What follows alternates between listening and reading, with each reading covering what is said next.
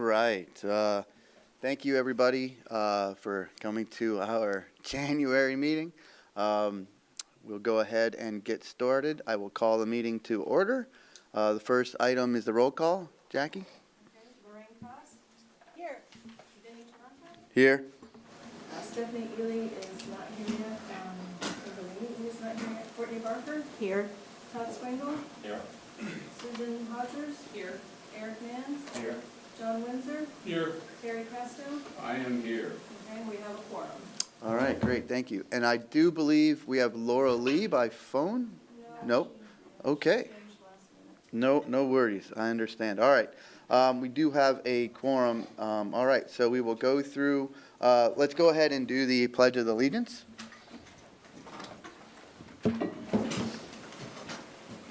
I pledge allegiance to the flag of the United States of America and to the republic for which it stands, one nation, under God, indivisible, with liberty and justice for all. All right, play ball. Here we go. Okay, the next thing is the approval of the agenda. Is there a motion to approve the agenda?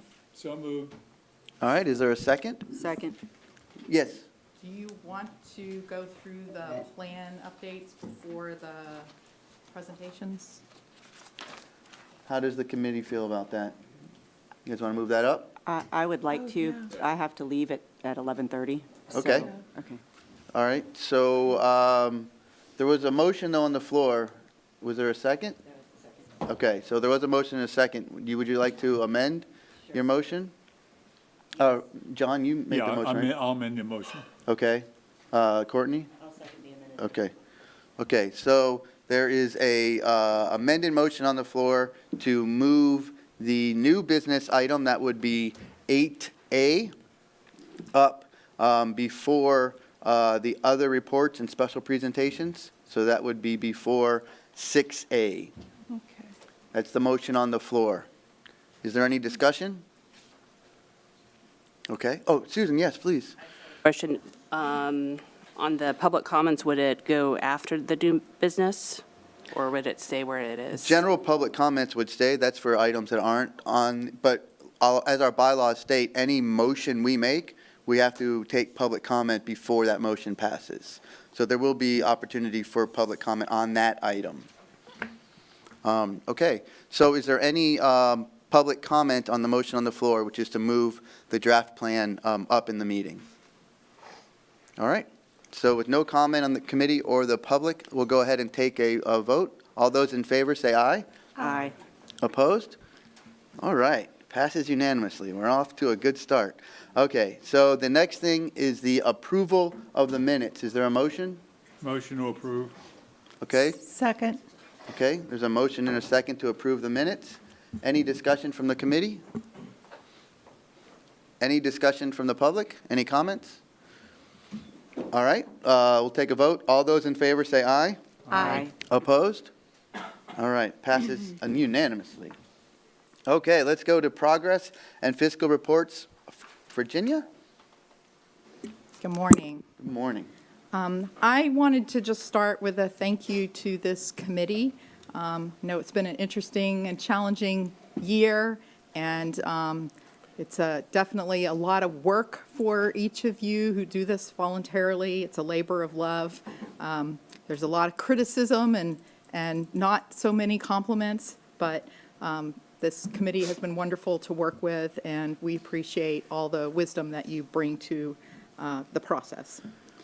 So this month, we've drafted the 2023 plan update and sent that out to you a month ago. We have comments that we've received from several of you that we will go through during that agenda item today.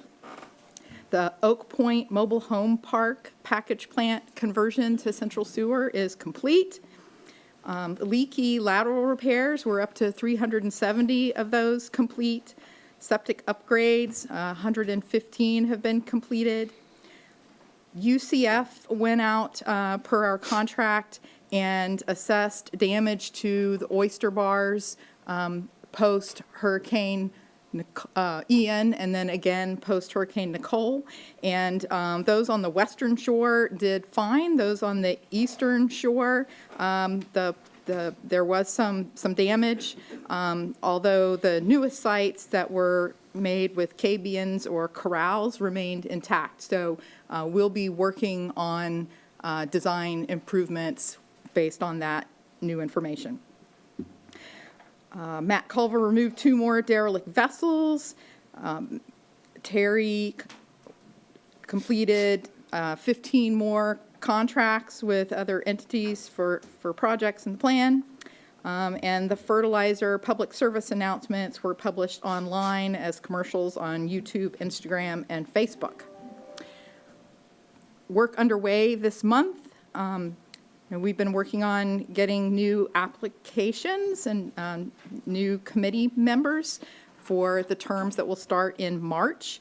And the League of Cities has made their selection. The County Commission made their appointments. So Kurt Smith will be the new member for Finance. Don Dice will be the new alternate for Technology.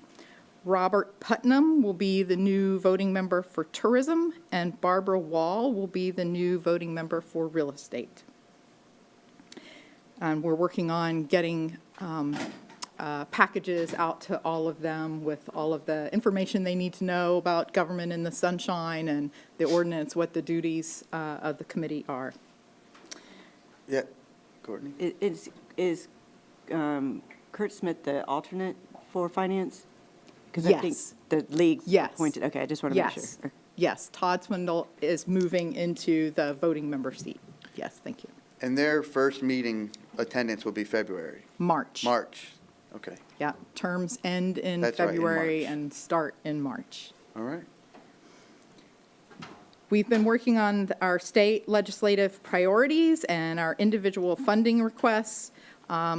I provided a handout this week. The governor announced his Executive Order 23-06 with lots of great things for water in the state of Florida. And one of the 3 sections in that executive order pertains to the Indian River Lagoon, proposing $100 million a year of funding for the next 4 years. So, yeah, it'll be subject to what the legislature does and the final budget approval, but it's great to have that executive order give that much attention to the Indian River Lagoon. The Osprey Water Reclamation Facility in Titusville, the new treatment units are online and operating, and so that system, as it spins up, is doing better and better every day. But it's already reduced the nitrogen concentration in the reclaimed water from over 17 milligrams per liter to 4. So big improvements there. South Central C septic to sewer construction is 82% complete. There's a little bit of road paving to finish at the north end, but mostly we're waiting for the delivery of control panels for the 3 lift stations. And those have been back ordered for months and months, but they're supposed to be arriving in February and March. And as soon as that happens, we can finish up the wiring and then start connecting homeowners to that new project. Micco sewer line extension, that construction is underway. The contractor is moving very quickly, getting those pipes installed underground, and so we're looking forward to being able to connect people to that project soon as well. There are another dozen or so septic to sewer projects that are roughly in the 30% design phase, with either 30% design finalized or in review or with review comments from staff sent back to the design consultants to move on to the next phase. Sykes Creek Zone N, we just received the permit, so that one will be going to bid soon. Moving on to stormwater projects up in the north end, Scottsmore I. The denitrification is in, the weir is complete. They're working on the sluice gate installation, so that project should be done in the next few weeks. There are a number of basin projects where we're working on permitting. For Grand Canal muck dredging, that project is still shut down for manatee season, so the removal quantity there is the same as last month. Sykes Creek muck dredging, they have now removed 26,000 cubic yards, and based on how things were going on the island where the material is being dewatered, they were able, we had to break that project into phase 1 and phase 2, and the phase 1 bid was based on how much material would fit on the island. The contractor is able to fit a lot more material on the island. So we've done a change order that is moving about 60,000 cubic yards of volume that was originally going to be done in phase 2. Now it's being done in phase 1. So that moves up the schedule, and it's also at a lower cost than what we anticipated the phase 2 bid would be. And so that change order was approved by the county commission. And VibraCore fieldwork was completed for Canaveral South dredging project, so we're looking forward to moving into design on that one soon. Moving on to presentations this month, a shout out to Jennifer Thompson in the county stormwater program. You all have heard her present here before. She and I spent a day, she spent a day, I spent a few hours, with the producers for a new TV show called Protect Our Paradise. It's the same producers that did the Flip My Florida Backyard, and this is sort of like that with a hint of dirty jobs. And so this episode was all about baffle boxes and looking at the dirt in baffle boxes and the dirt that's captured by baffle boxes and the work that baffle boxes do and their importance to improving water quality and keeping pollution out of Florida's waterways. So we're looking forward to that. Lots of science forums and public events, including the Straight Talk event in Titusville last night and Harbor Branch's annual Indian River Lagoon Symposium on February 23rd and 24th coming up. If anybody wants to attend that, either in person or online. Full day of the latest science, and then a second day of more management implications. And I think that's all I needed to highlight. All right. Thank you. Yes, Lorraine. Well, any idea when that Protect Our Paradise will air? I do not know, but when we find out, we'll let you know. Dr. Windsor? Yeah, I know you don't have any details on this yet, but I noticed on the governor's executive order that it says all wastewater treatments will go to advanced wastewater by July 1st, 2025. Wow. That's like 2 years, and I think if all the funding were in place today and the contracts were let today, I don't think they could meet that deadline. So I would be curious, and again, I don't expect an answer now, but at some point in the future, there must be some more details distributed on this, and I'd appreciate if you see them, if you would share it with us. Thank you. Yeah, that was in follow-up or in alignment with Senate Bill 712 passed back in 2020. So the utilities have had some lead time, but this is, yet another underline. Okay, thanks. All right. So along with what Dr. Windsor was talking about, the executive order, I think it's awesome. I think it shares the committee's feel that it's awesome. There was one presentation I did do too. I also did a presentation. I'd like to thank the League of Women Voters. They allowed me to come and speak about the project plan. And one of the things that I was reminded, and I love this, in the project plan, the original one, there's a chart, a timeline. And it shows like 1 year out, 3 years out, 5 years out, 6 years out, 10 years out, and different things that will happen. And one of the things that's in like the 6th year is others will join. I think in like the first year, it's like, we'll start leading and then others will join. And I think this executive order is an exact example of that. And there are so many examples from that timeline. I think if everyone looks back, whoever drew that up Virginia, Marcy, Darcy, or Marcy, I don't know who did, but I wish you would have given me the lottery numbers, because that was spot on, and I could have used a couple of $1 billion or something. But anyways, excited to see how that plays out from the governor. So awesome. All right. So we'll go ahead and do the next, which is the financials.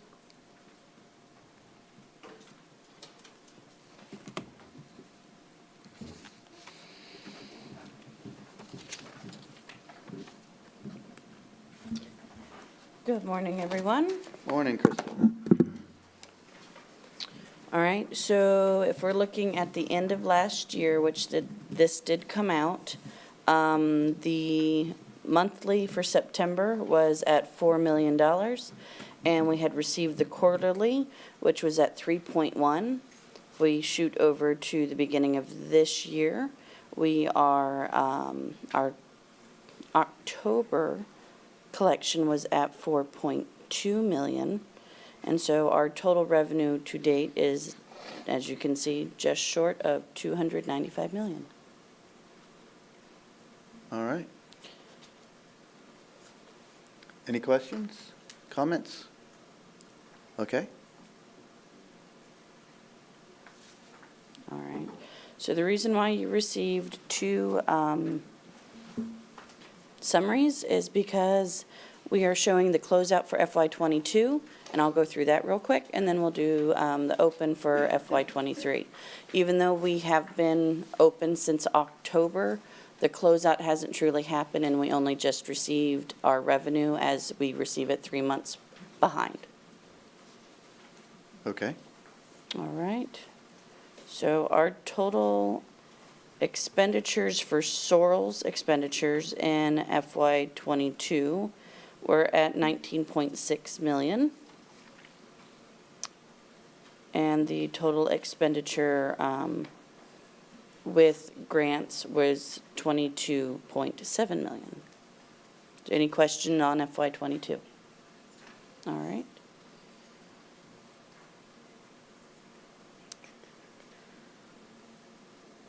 And we have just started FY23. So our expenditures currently, as of this morning, because I double checked, we are at 3.3 million, and a total overall expenditures just for sorrel at 57.1 million. Any questions for FY23? Are those numbers on the charts? I'm looking at the charts and I don't see the numbers. The individual, well, I'm giving you the overall, so we, the chart that we had originally sent out about expenditures and revenues that gave total by years and overall, you said you did not like that chart, so it wasn't included? No, I'm just trying to track.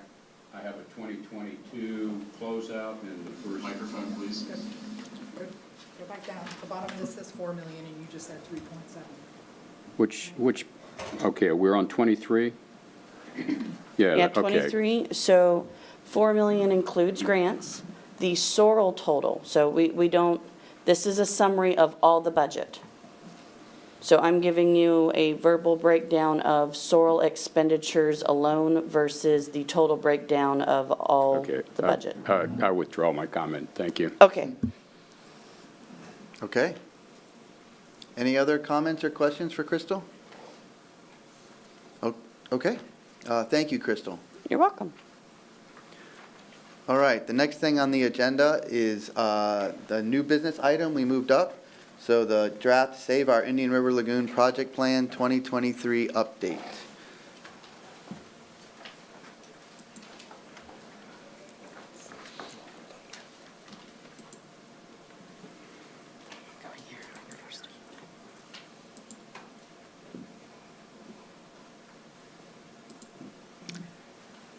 Okay, good morning. I'm just going to kick off with a few inflation statistics before Marcy goes through all the changes in the plan. So, one of the things that we have to do before preparation of the plan update is look at the impacts of inflation from two perspectives. One is how do we think inflation is going to impact future project costs?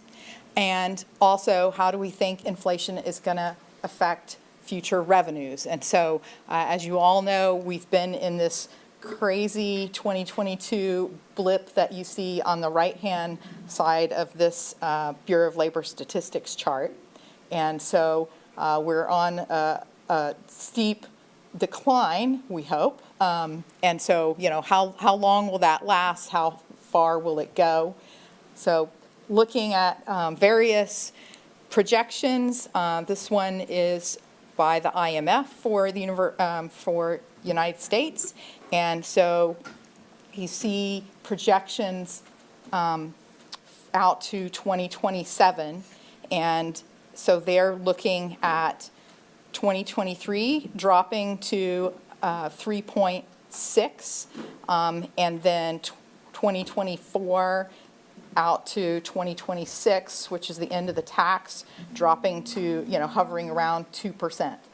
So we have, our construction costs have typically been higher, the inflation has been higher than what we have seen in the CPI. So that line at the bottom of the slide with swirl, those are the percent inflation that we have used for estimating impacts of inflation on project costs. All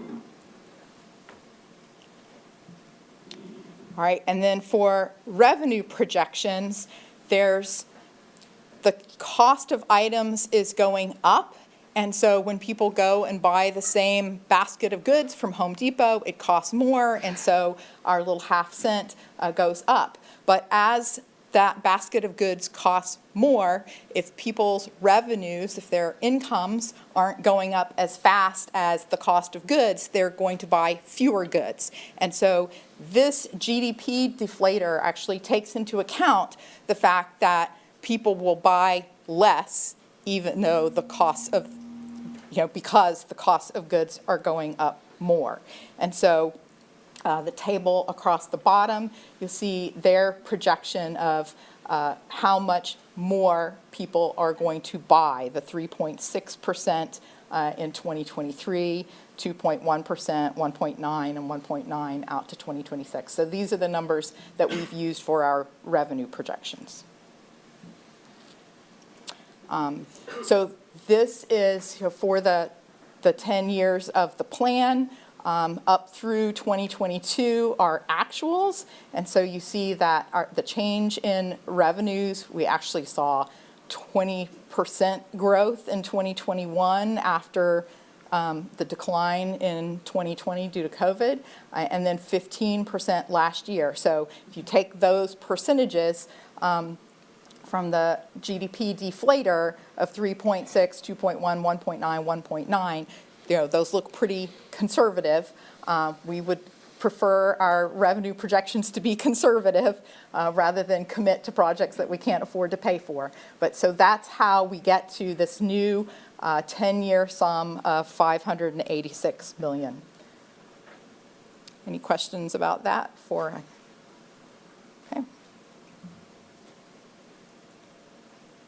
So Marcy will now go through the plan updates.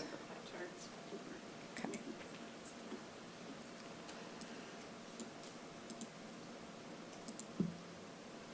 Thank you. All right, thank you, Marcy. Good morning, everyone. Good morning. So I'm going to go through two different things. So one, I'm going to go through the PowerPoint, and this is all of the changes in the version that was emailed out to you all in December. And then I'm going to actually go through the plan itself.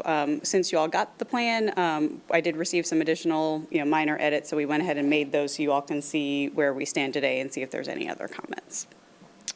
As in past years. Minor edits from committee members. Yes. Yeah. As in past years, everything is highlighted, so hopefully that's a quick way to see what's changed in the plan. So the table of contents is the same as it's been the last few years. The acknowledgement section, we just updated reflecting the latest committee members and then anyone who's spoken in the last year who wasn't already on the list. And then the executive summary was just, an update to reflect the current year's information. And so I'll walk through the other sections, though. Section 1, last year, as we were wrapping this up, John Windsor actually gave us some comments that some of the information in the background section was a little confusing about where it came from. So we did try to add some clarification that Close Waters, who developed that economic analysis for the plan, developed a lot of that. So you'll see some additional citations of their work in there. We didn't make any changes to Section 2, which is that approach, outputs, and outcomes chart that Vinny was just talking about. And then we haven't changed Section 3, which is the general sources of pollutants in the watershed. So getting into Section 4, this is where we always make the larger edits. This is based on the projects you all recommended and then the discussions you've had over the last year. So starting with the projects to reduce pollutants in public education.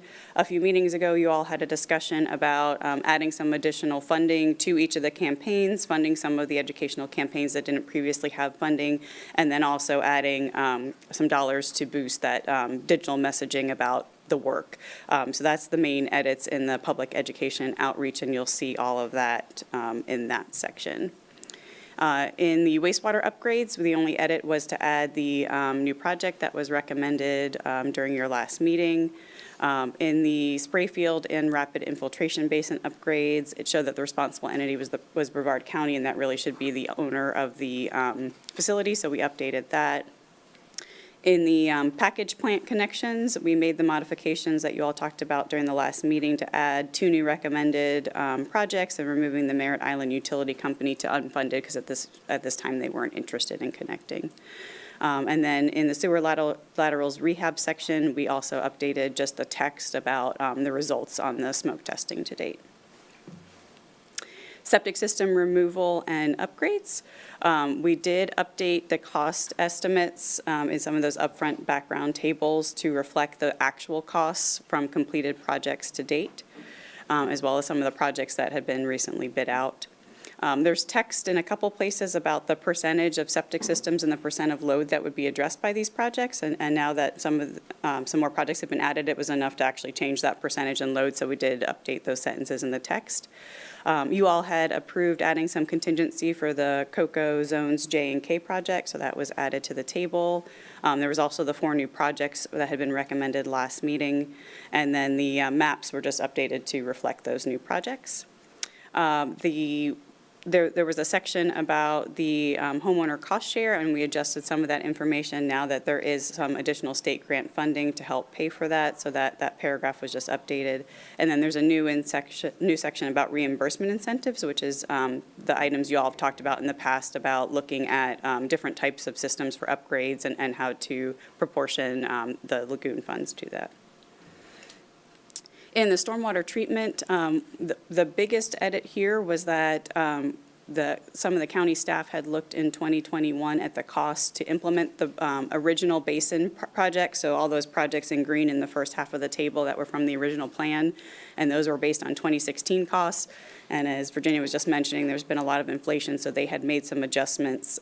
So we did update the cost of those original basin projects. So you will see an increase in the overall cost of the stormwater projects. We also added the 12 recommended projects from the last meeting. And then also based on the last meeting, we removed those 3 least cost-effective projects to help fund one of the new projects. And then what we've been doing every year as you all approve new recommended projects, a lot of those treat part of the basins that we had in the original plan, so we adjust those original plan basin projects to account for the fact that some of that load and dollars have already been allocated. In the vegetation harvesting, there were some new projects. There were some projects that were completed, and we have lab results. So we adjusted their benefits and their cost share based on the actual project implementation, and then what you all had approved last time of adding that additional funds for the Cocoa Beach harvesting and the county-wide harvesting projects. For muck removal, there was some new data on the muck's flux loading. Easy for me to say this morning. So we updated those tables, and then we used in the approved project table, updated those load reductions using that latest flux data. There was 1 new muck project approved last meeting, and then we updated the figure to reflect that new project as well. There were no changes to the interstitial water or the spoil management area or that the surface water remediation sections.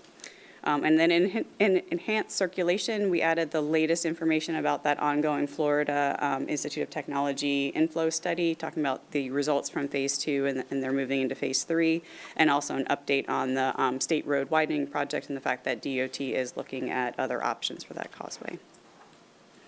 In the oyster restoration, there was just a small correction in the text on the pounds of nitrogen per acre per year. For the planted shorelines, there was a capstone project that was discussed in last year's plan that some students at the United States Naval Academy had been completing, looking at planted shorelines and mangroves, and so updated the results section on that with what they found.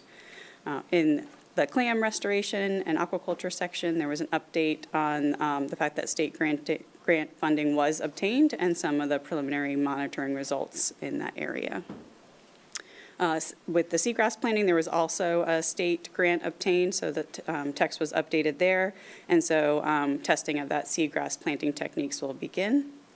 And then there's also some updated information on the online ArcGIS-based suitability model, and there's a link to where that tool is available online. In section 4, responding to new information, we did not change anything about the adaptive management. This is just how we're managing the project.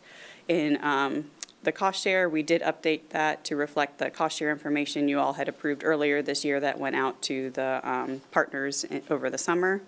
There were no changes to the additional project benefits section, but I did want to talk about that some more. So this section was added at the recommendation of the committee in 2018. Because there was a lot of discussion, and there continues to be a lot of discussion about the fact that while these projects focus on nutrients, there are other benefits and other pollutants that are going to be removed by implementing these projects. So one of the things we're recommending, and I will show that to you in the track changes version just so you can get a visual. Right now, it's towards the end of the plan, gets kind of buried. So we were thinking it might be better served up front in section 2. And then, based on some additional, conversations that have been happening, if you all are interested over the next year on expanding that beyond what's in there, we could look at doing that. There was, there's been a lot of emails about herbicides and how those factor in. Right now, in the Indian River Lagoon National Estuary Comprehensive Conservation and Management Plan, contaminants of concern, which includes glyphosate and some of the herbicides, the management conference, or the group that makes up the National Estuary Program, has that as a level 3, where it's kind of undetermined. They just didn't have good information when they updated the CCMP a few years ago. They are heading into a period of looking at making some updates, so if that level changes and they have some more information that they can share, we can look at that in some more detail. The table here is from the St. Johns River Water Management District. They did some math, just looking at how much glyphosate would need to be applied in the Banana River Lagoon to really have an impact on seagrass, and they found that, we would have to be putting a lot of herbicides in there.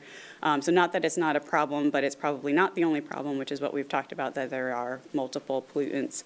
The district does have some funding now to study this in more detail, so as they have more information, there'll be some more better data around this to help provide management decisions for the lagoon going forward. But when I pull up the plan, we can look at what that looks like, moving this information up to section 2, and then if y'all want to develop that further in future years.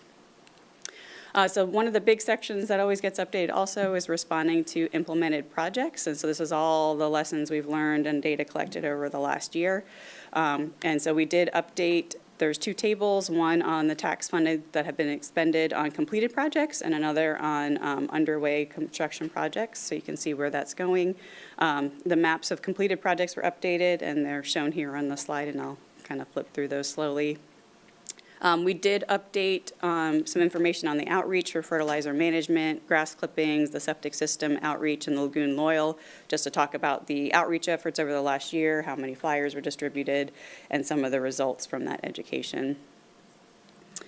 In the measuring performance, which talks about nitrogen and phosphorus sources in the groundwater, we added the latest year of study data and updated that figure. In the sewer lateral rehab section, there was updated information on smoke testing results and those repairs. The costs in both the septic system removal and upgrade section were updated based on the costs expended to date. There is a new section on the algal harvesting pilot project that is being funded by an innovative technology grant. Dr. Zarillo had some updated model results for muck removal that were summarized in this section. We added a new section about the performance to date on the interstitial water treatment. There was updated study findings for the oyster restoration and planted shoreline sections, and then also new findings in that remote sensing of harmful algal blooms, which I know you all have heard about in a couple of meetings. The research needs, we haven't made any changes. That references some of the research that other plans are looking at doing. In the unfunded projects, we did update the list of package plants and ribs and spray field upgrades based on some of the adjustments made to the funded projects. So any things that fell off there moved back here as other options. And then going into section 5, talking about the project funding. And so this goes back to what Virginia was updating you all on.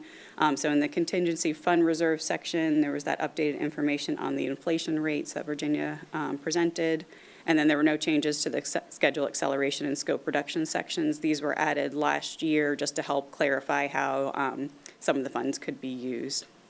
The revenue projection was updated to reflect that $586 million. And then we updated the funding allocation. So you can see this pie chart here that just shows by the larger R categories of reduce, remove, restore, and respond, what that looks like. And then we also updated that larger pie chart showing how the funding allocation has evolved over time from the original plan, which is here on the left, to the current plan. And that's just showing how you all have adjusted to new information and direction and putting more dollars towards the wastewater and sewer sources instead of the muck removal like it was in the original plan. We did make some slight modifications to these charts. I actually put it here, but Vinny rightly pointed out that our stormwater and vegetation harvesting pie slices were the same color, so it was hard to tell which was which, so we changed that and also made the legend a little bit larger. This is not what it looks like in the plan, but I'll show you that shortly. So just a summary of what changed overall in terms of costs from the last update to this one. You can see about $1.1 million was added for public education, so that was adding some additional funds to the existing campaigns and funding those new campaigns that hadn't been previously funded. Wastewater was some of the new projects. Stormwater, you'll see the big increase, and some of that's new project. That's also that adjustment we made to reflect the updated dollars based on what we're seeing for construction. $5 million in muck was the new project y'all approved last time, and then about another $16.5 million for contingency and inflation using those new factors that Virginia presented. And then the final section is summary of the plan. And so, as always, all of the summary tables in this section were updated. So that's comparing the expected load reductions from the projects to the locally proposed total maximum daily loads. Updating the estimated reductions from those remove and restore, so the in-water body projects. We have that one table that just summarizes all of the projects and the estimated nitrogen and phosphorus reductions and costs, and then our rainbow table was also updated. At the end of the document, we do have a series of appendices. So the first appendix is about funding, and so that we reflected the new sales tax projection amount there, and then added references to a few new funding sources, including Resilient Florida and ARPA dollars that are our potential matching funds for the SORL. In the reference section, any new references were added and highlighted. In Appendix C about seagrasses, the St. Johns River Water Management District had a new chart, which is shown here on the slide, that added data through 2021, so we have a few new years of data from when we last had that in the plan. Appendix D reflects any projects that were withdrawn as part of this update, so either determined not to be feasible or replaced with something else. And then Appendix E are those long descriptions of the figures for ADA compliance, so we added any for new figures and revised any revised figures. So that is the version you all got about a month ago. Any questions on those edits? Susan. I had a couple questions. I didn't know if I asked Virginia or you. When Virginia was talking about the project cost and everything with everything increasing, I think it was this summer, late spring or summer, I had talked about the Grand Canal project, and they said that they had fired, I think, 3 subcontractors So that question is, are the costs for that Grand Canal project going to be restarted each time when we hire another contractor, a third contractor, or fourth?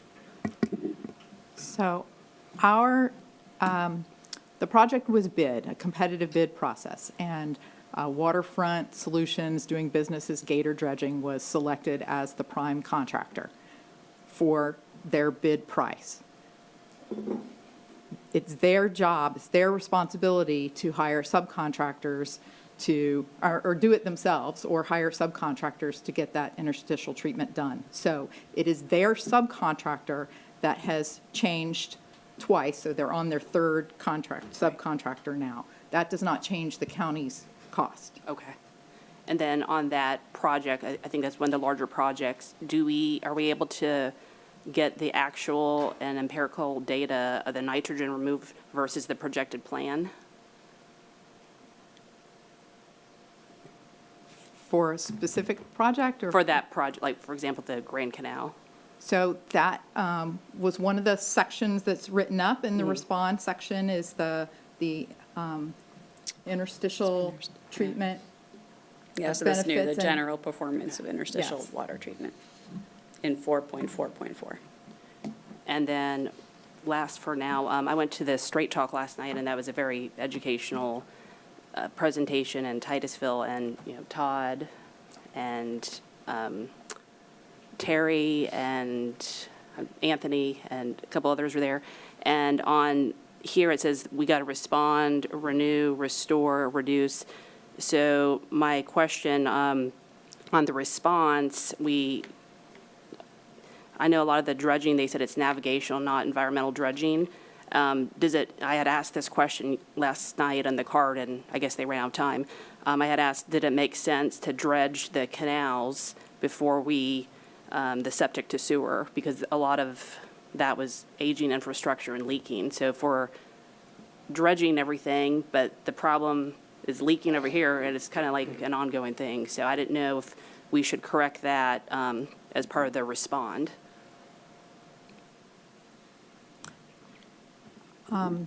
So, ideally, you would stop all sources of pollution before you cleaned up the legacy load in the lagoon. But it will take us, a decade or more to stop all sources of pollution. So, part of the challenge with how to spend this money is the sequencing, and, how much of that upland stopping, blocking, reducing of pollution do you get done before you start on cleaning up the lagoon?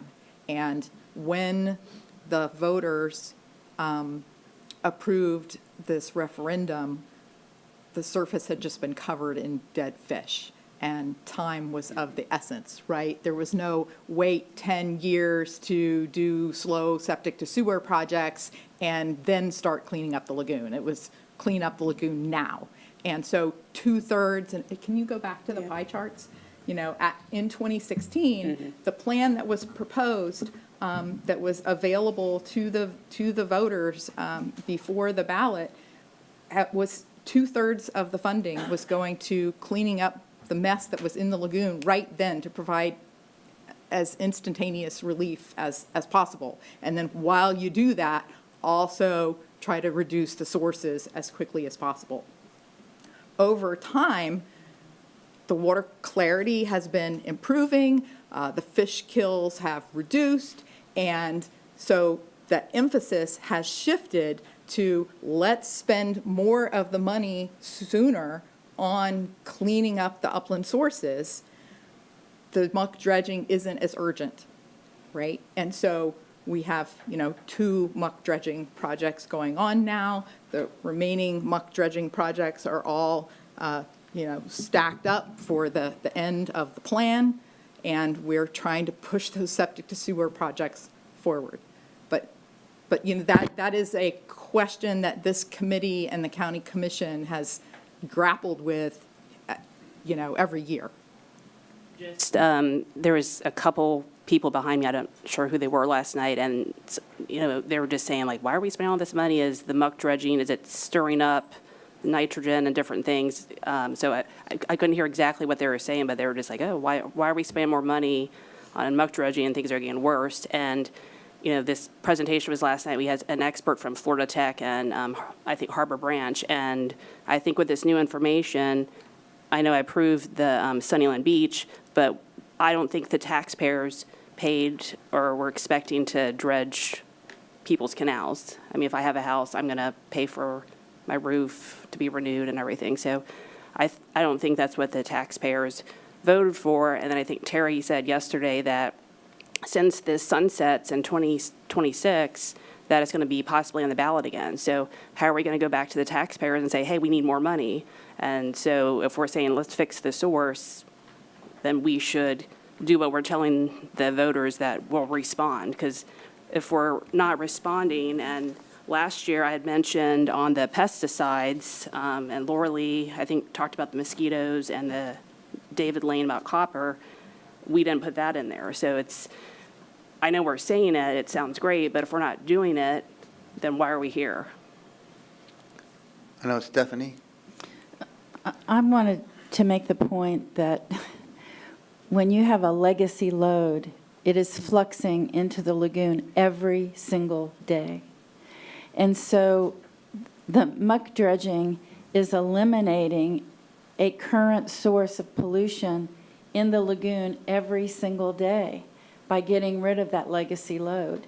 So it's not just trying to prevent the incoming sources. This is a legacy source that is being fluxed every day into the lagoon. And so it is a current pollution source. And I think that that's an important thing to be thinking about. Todd? And then Terry? Yeah, just a couple things on that, and I agree with Virginia's comments, because, if we could have magic pixie dust and do it all at one time, or time wasn't a big deal, then things might be done differently, but that's just not even remotely viable. Back to the conversation last night, one of the things was brought up was a reference to the Chesapeake Bay. They've been at this for 50 years and $15 billion, and it's getting to where their objectives are. So I think I'm very happy to see us redirecting money, additional monies into the communications, because the piece of this is that there's funding constraints, there's practical constraints with contractor availability, and a lot of different things that factor into this. I think we're making great progress, but how we communicate how these pieces fit together, what are constraints that we're dealing with are very important. Back to what the voters voted on. The voters voted on the left with 60% muck removal. Now, whether that was understood or communicated, so this committee, and I think rightfully so, has moved toward a more balanced approach of balancing out some of the legacy sources, but that are only growing because of the other ongoing contributing sources that are human related, whether it's septic tanks or stormwater or all of those things. So a lot of that shift has occurred, but when you've got that massive source right there, right next to all of the vegetation and all of the life, it does, in order to continue to, again, connect with short-term improvements and stuff, I do think it's a valid part of the plan. And I'll say the engineer in me wanted to, at the very beginning when I got involved in this, wanted to go and pay and put the most high impact, whatever has the best dollar per pound is what we should be focusing on. But as I've continued to watch this too, my view on it's grown, because I think the reality is anytime that we dismiss any given source or contribution, we're being remiss, because the reality is that it is a holistic approach, and if we don't manage ourselves in a holistic way, we're going to miss it, and we're going to miss the connection with the entirety of the public. The last thing I want to say too is on to the other contaminants, because I think they're real. Okay, I don't think there's any debate that there's more than just nutrients, but nutrients are the predominant biggest issue and contributor.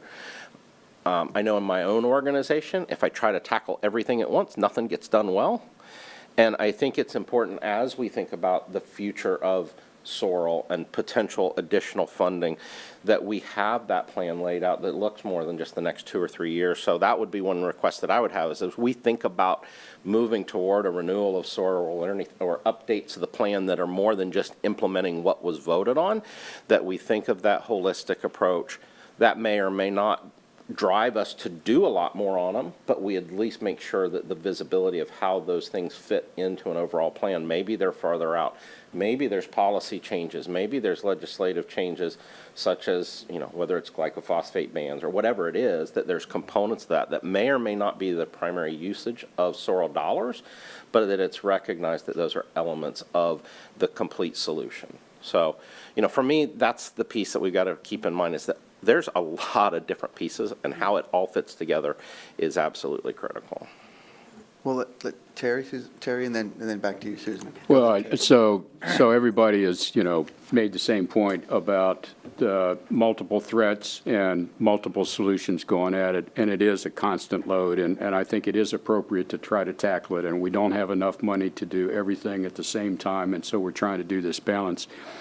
But Susan, what I would go back to is your statement about why are we dealing with legacy when we still got influx? And that is a fundamental problem that I think about all the time, and I bitch about all the time, right? We're spending millions to, you know, baffle boxes and muck removal and this solution and that solution at the same time that we're granting septic tank permits all up and down the lagoon. So the only place that we're going to fix that is with the legislatures. I mean, if we had this conversation last night, a sidebar after the discussion, you know, educating the public by itself isn't going to do it. I mean, we can talk till we're blue in our face to people that have septic that are on the river's edge, right, that don't want to go to sewer because, well, you'll tear up my lawn to replace it and I'll have to pay more money and so on.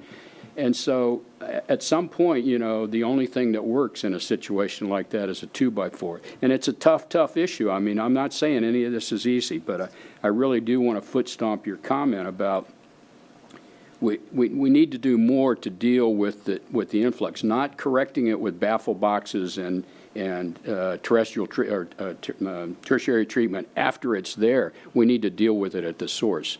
So thank you for your comment. You're welcome. Going back to what Terry said, I agree with the legislation. I was at lunch with Congressman Posey's wife yesterday and Senator Mayfield's legislative assistant, and I was just talking about the meeting, and they didn't know about the straight talk, which I thought they should have been there. So I think that's important. But when I was at, it was at the Holiday Inn, I think it was in 2015, it was Virginia, and I think one of the commissioners had come to our group and talked about, you know, selling and promoting the lagoon tax and how everything would be from septic to sewer. So that's what, there was about 50 people in the room, and a lot of those people were upset when I go to these clubs and they're like, why is the lagoon getting worse? So this isn't just me speaking, this is other people. I met a gentleman last night that was part of the Tampa Bay project, and I don't think they even had any muck dredging. So I think he was going to speak today about it. So I think that we should listen to people and on the new information and not just plow through this, and we need to do it right, especially if we're going to ask taxpayers in 2024 for more money. Courtney? Yeah, well, I just wanted to respond also to several of the comments. Tampa Bay is a completely different system. I mean, it's a tidal system that gets washed out. It's not like our lagoon system that is wind-driven, and so it's more stagnant, so muck is more, you know, Tampa Bay has the luxury of being able, all that pollution gets, you know, taken out every time they have a tide, where we don't have that in the lagoon, so it's a completely different system. Muck dredging, I think, you know, at the beginning of the plan was incredibly important, largely because, you know, we talk about seagrasses. Seagrasses don't live in muck. So to be able to bring seagrasses back, we have to get the muck out first. I also grappled with the canals, too. One good thing, though, is that a lot of the projects that are being completed with the canals are also being completed by cities which are being, not the whole cost is coming for those Sorrel, that's first and foremost. The Grand Canal project is primarily funded through the state legislature. That was, the first, I think that was back when, in 2015, when we got the large appropriation from the state legislature. So that project has been, I think, primarily completely covered by that cost, hasn't it? Or you got more funding sources for that? It's about 50/50. 50/50, okay. And so, like with the Satellite Beach Canal system, same thing, we're putting in a large, share of that. The other thing is that I've talked to Virginia many times, like, should we prioritize the open river? What should we do? And she agreed, and a lot of people agree, a lot of scientists agree that the canals are a major source of pollution to the larger river. And so to get that out is important. So that's, I think we need to keep that in mind. The other thing we need to keep in mind is the idea that we can stop all pollution going into the lagoon is a fallacy. It's never going to happen. There's always going to be some level of pollution going into the canals or into the river. Unless everybody stops fertilizing their yard today and everybody stops, changes over to a sewer system, we never have another sewer break, we never have any of these things going in, all the atmospheric deposition, we never talk about that number. That's the third highest contribution. I mean, we will be restoring the Indian River Lagoon forever. We will be maintaining it forever because we can't have a population like this and think that no pollution is ever going to go into that river again. That's just impossible. So we will always be doing muck dredging. We will always be doing these projects. We will always be improving because humans are dirty, So I think we need to keep that in mind, and I appreciate the comments. I really do think the comments about the other pollutants, it should be something we look at for the next plan. I think, this plan, it was a reaction to the public and to the outcry. And I think we have done really well in balancing the projects and how we're going about it. And, I think the commission and I think this committee has worked to listen to the community and change, the focus over the years to what it is today. But I think we need to continue doing all of this the way we've been doing it because that's all of it needs to be done. So Dr. Winter? Yeah, I just wanted to say that I appreciate all the comments, but I think we've wandered into a debate on the plan versus asking questions of Marcy. And I'm wondering, is this appropriate for this discussion right now? Can we let her finish and then move on to discussions? And maybe make the questions more focused for her rather than the general philosophical nature? So it's just, I guess, it's kind of a point of order that I'm raising. I'm not a big parliamentarian or anything. Well, and I had some comments, and now I can't make them because you just raised a point of order. Dr. Windsor, stealing my thunder, just like that. So to Dr. Windsor's point about this discussion, I think this is a valid place to have this. I know Marcy has more, and I'm looking forward to her further stuff, but I think the other edits she has after this are smaller. Mm-hmm.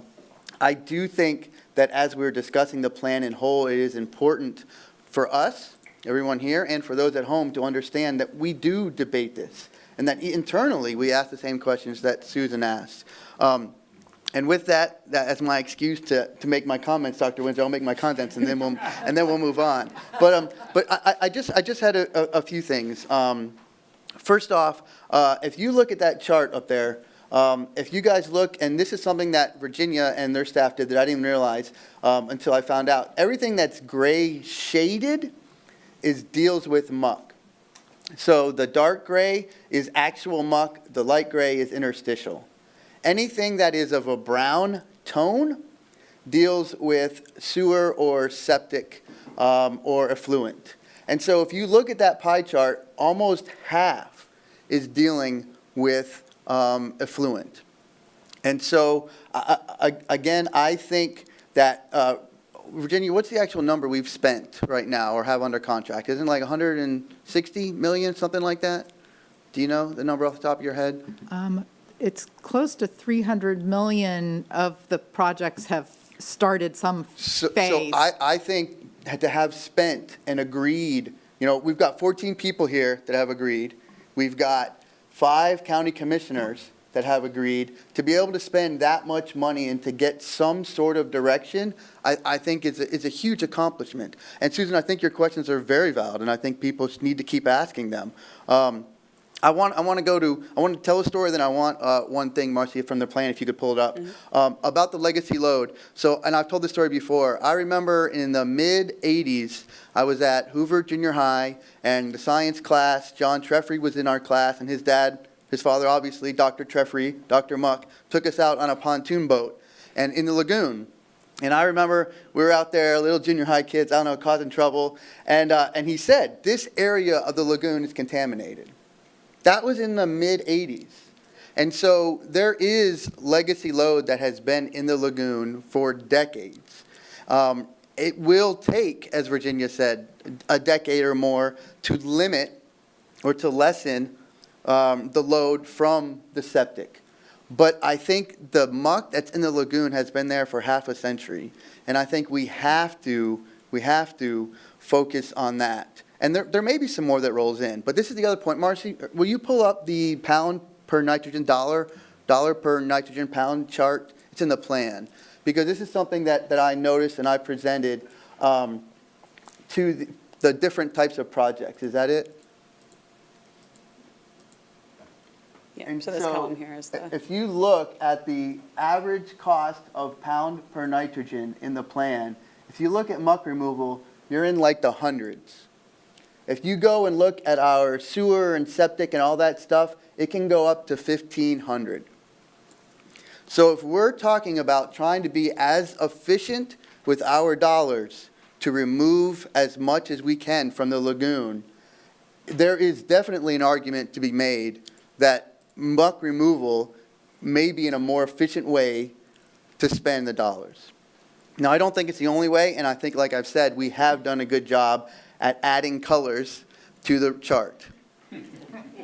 And so I think it's great, but I think this discussion is one that needs to continue to be had, and I thank you, Susan, for bringing it up, and I think hopefully we continue discussing this so that we can get even better at spending the dollars. The last thing, and then Courtney, I think some people still say in the community that the lagoon isn't getting better. And I think that statement is incorrect. I think that the water clarity unequivocally is better. And so people that say that the lagoon is not better, I don't think that that's accurate. Again, if you look at that timeline chart, one of the other things that was on there was quick recovery after a storm. And I think it was Brandon or Matt that showed the satellite images of after the hurricane that came through and how the water cleared up. Again, these are things, that's the chart. I love that thing. It's crystal ball. And so these are the things that we said were going to happen like 8 years ago, or 6 years ago, and they are happening. So I think Courtney, and then back to you, Susan. Courtney. I just wanted to also say, from a funding perspective, like a funding source perspective, we put together the tax in the beginning because there's other funding sources for things like stormwater. Most cities have stormwater utilities. There's a lot of money. For example, we just got the list of DEP ARPA dollars that are being handed down to localities. Coco's on that list, and Brevard County got funding. Satellite Beach got $2.3 million for some of our stormwater projects.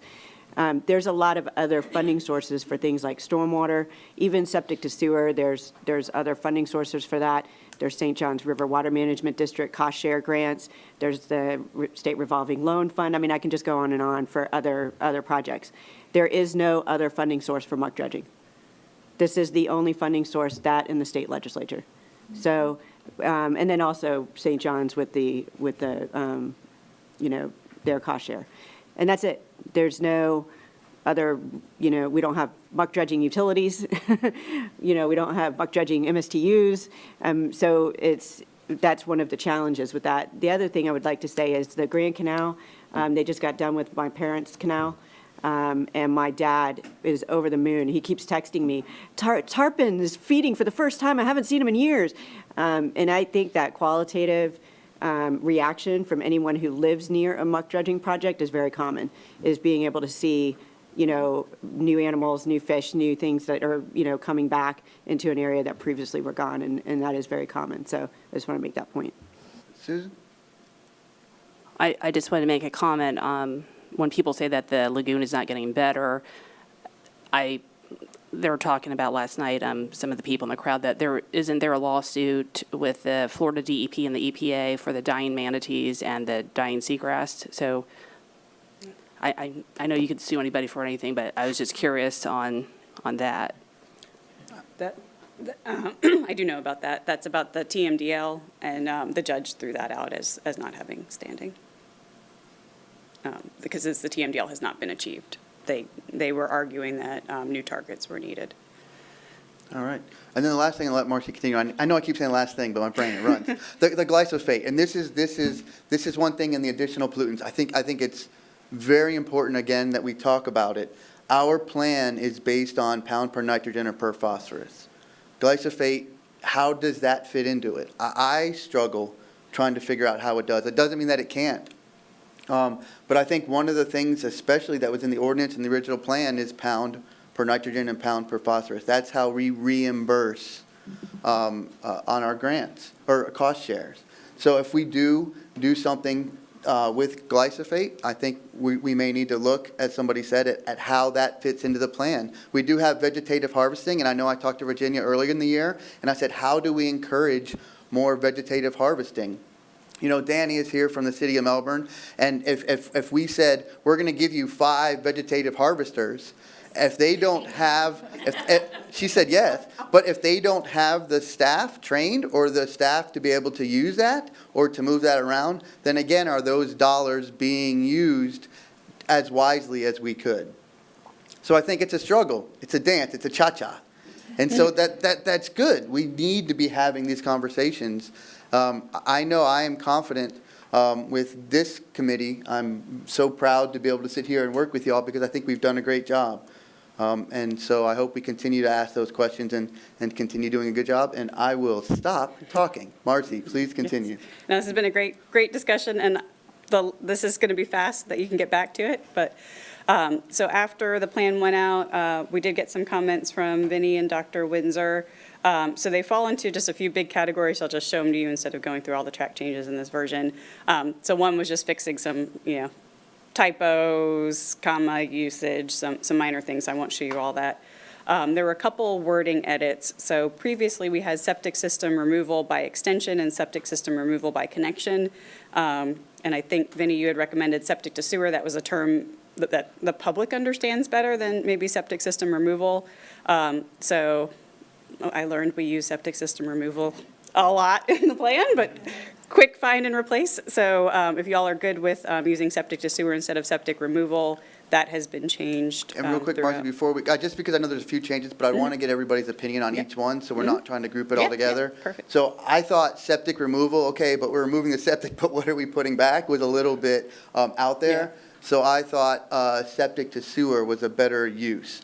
So what we're going to do is, at the end of our discussion, we're going to look for a motion with the changes that we received, as well as these Marcy's is going over. So what I'd like to do right now is, we're not going to take a vote, but just to kind of get it, because we'll do a motion later.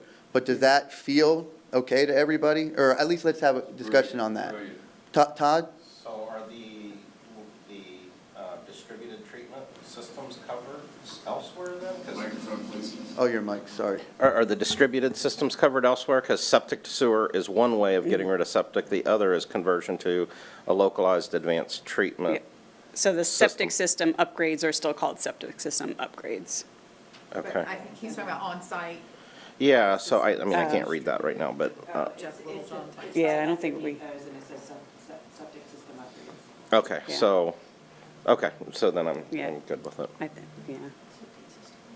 So just anything that was septic system removal by extension or connection is now septic to sewer by extension or by connection. Okay. All right, thank you, No Marcy. heartburn there, okay. The next one was on the public education and outreach. So for the new, you all had recommended adding $1,200 per year. to help get some word out about what the plan's doing and help folks understand better. And we had written it as to boost social media posts. And Vinny pointed out that it's probably better to use a larger, like, digital messaging terminology, because you all were talking about more than just social media. So in each of these outreach campaigns, instead of to boost social media posts, it now says for digital messaging. So is that wording? That's what I want, yeah. So how does that feel? I thought boosting posts made it feel like it's just Facebook, and that, to me, was not what we were discussing, or we were discussing something larger. Virginia? And so while you're on this, I think the committee's motion was actually $6,000 for this. We split it into $1,200 for each of the 5 campaigns. So that's why she's saying $1,200 and you previously said $6,000. Everybody good with that? Okay. Okay. We'll I take- asked to speak before you vote on this. I filled out a card. You will, Jim. In our bylaws, we before we pass a motion, we'll always take public comment. So you will definitely get your chance to speak on this. All right, the next thing, again, relatively minor, but as I mentioned in the PowerPoint, Vinny did point out, so we did try to group everything by similar colors, but we had vegetation harvesting the same color as stormwater, so that was extra confusing. So we did update that in the 3 years where we have funds allocated for vegetation harvesting, and then did try to make the legend more readable. And then we'll need to figure out what to do with this next year because we're running out of space. But in terms of color change and font size, is that? Okay. Yeah, I think everybody good? All right, and then the only other one is this additional project benefits. So as I mentioned, this was back in section 4.3.3, I believe, earlier. And so, based on all the discussions we've been having, we were thinking move it up earlier in the plan, section 2. The text has not changed, it's literally just moving it from section 4 to section 2. So I wanted to see if that was something y'all wanted to do, and then, based on the discussion, if you want to build onto this for next year, we can do that as well. Dr. Windsor? I'm not sure I see the benefit in moving it, but I'm okay if you want to move it. Any other committee members have a feedback on that? Yeah, so Marcy, what is it after right now? So in section 2 is our approach. So the first one's the focus area. That second one's that chart of, where, the plan outputs and outcomes of what we think is going to happen over time. And then this just explains that even though the focus is on nutrients, we do expect other pollutants to be removed by these projects. And that's the end of section 2? End of section 2 now. So it'd be a new section 2.3. Right now we end at section 2.2. And that's moving it up from, it was down in 4.3. Actually, no, it was further down. It was in 4.4 in responding to new information. So there was a additional project benefits section down there. Okay. Dr. Windsor, do you want to move it back? No, I said I didn't see a benefit. I was just happy to see it in the plan. Yes. And so, when I saw it, that's great. It may be better on, I don't know. I'm ambivalent. I can go either way. If you already have it there, leave it where it is right now. It's in Don't track make- changes. It's just easy to reject. I think it nothing's- looks fine. It fits well there,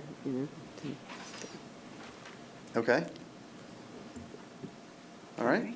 Yep, so everything else was minor typos, All right. wording edits. So. Okay, so let's do this. We will get public comment on our motion. So what I'd like to do is look for a motion, a second, and then we can have discussion, and then we'll take public comment, and then we'll go forward. So Jim, you will get your chance to speak, along with Sandra, who filled out a card. Yes, Stephanie? I move that we accept the plan as presented. Second. Was the it the plan as changes. presented, or the change in typos? Yeah, I think As presented. Okay, because I don't want the audience to think we're accepting the plan right now. Or is this a motion to accept the plan right now? So in the packet, there was a requested action that talks about the document update changes. And so is that what you're referring to, Stephanie? Okay.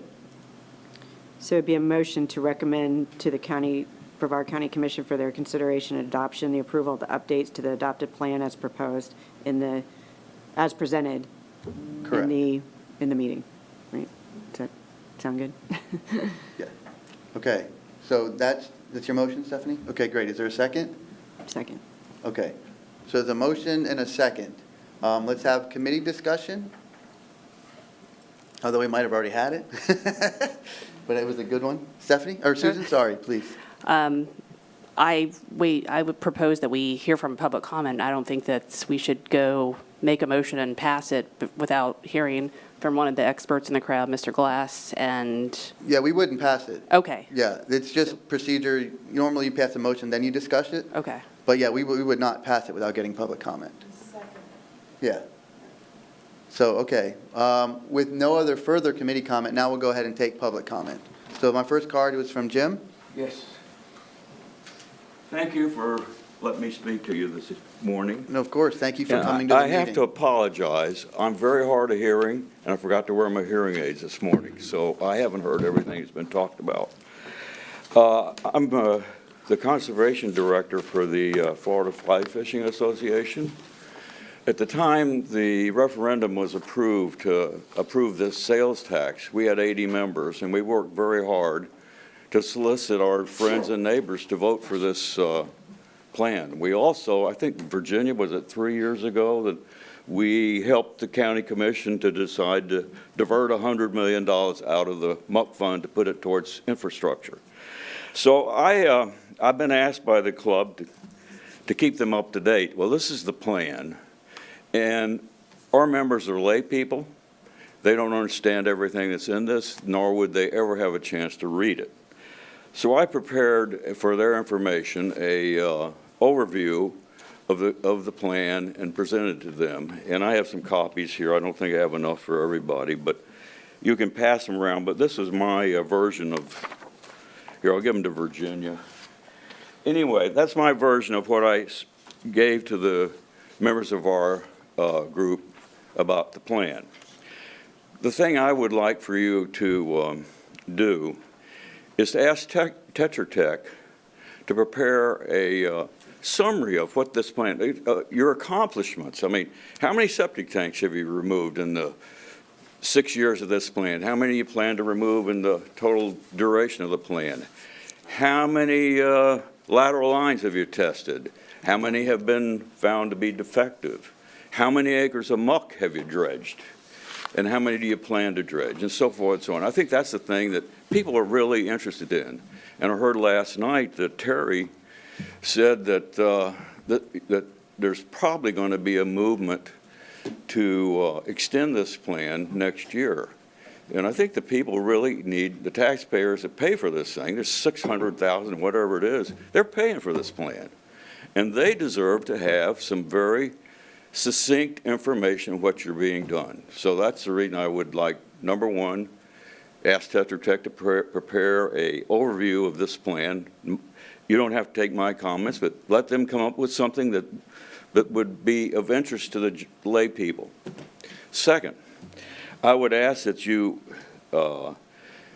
direct Tetra Tech to prepare a master plan for I don't know what it was, $300 million of projects unfunded, infrastructure projects, sewer systems upgrade, septic tanks. There's 53,000 septic tanks in this Lagoon estuary.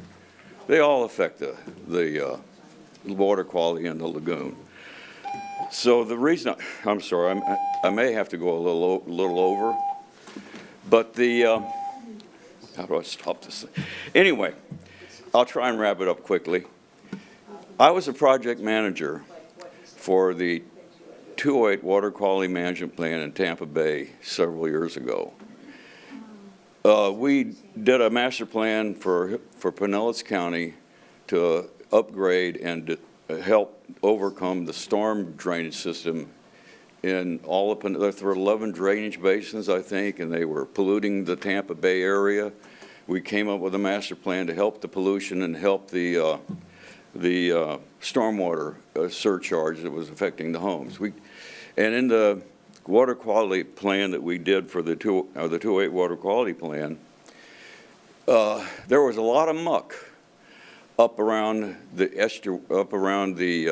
I think it was McKay Bay, Upper Hillsborough Bay, where the 50 million gallon septic tank, Hooker's Point plant, for the city of Tampa was discharging secondary treated effluent into the bay right there.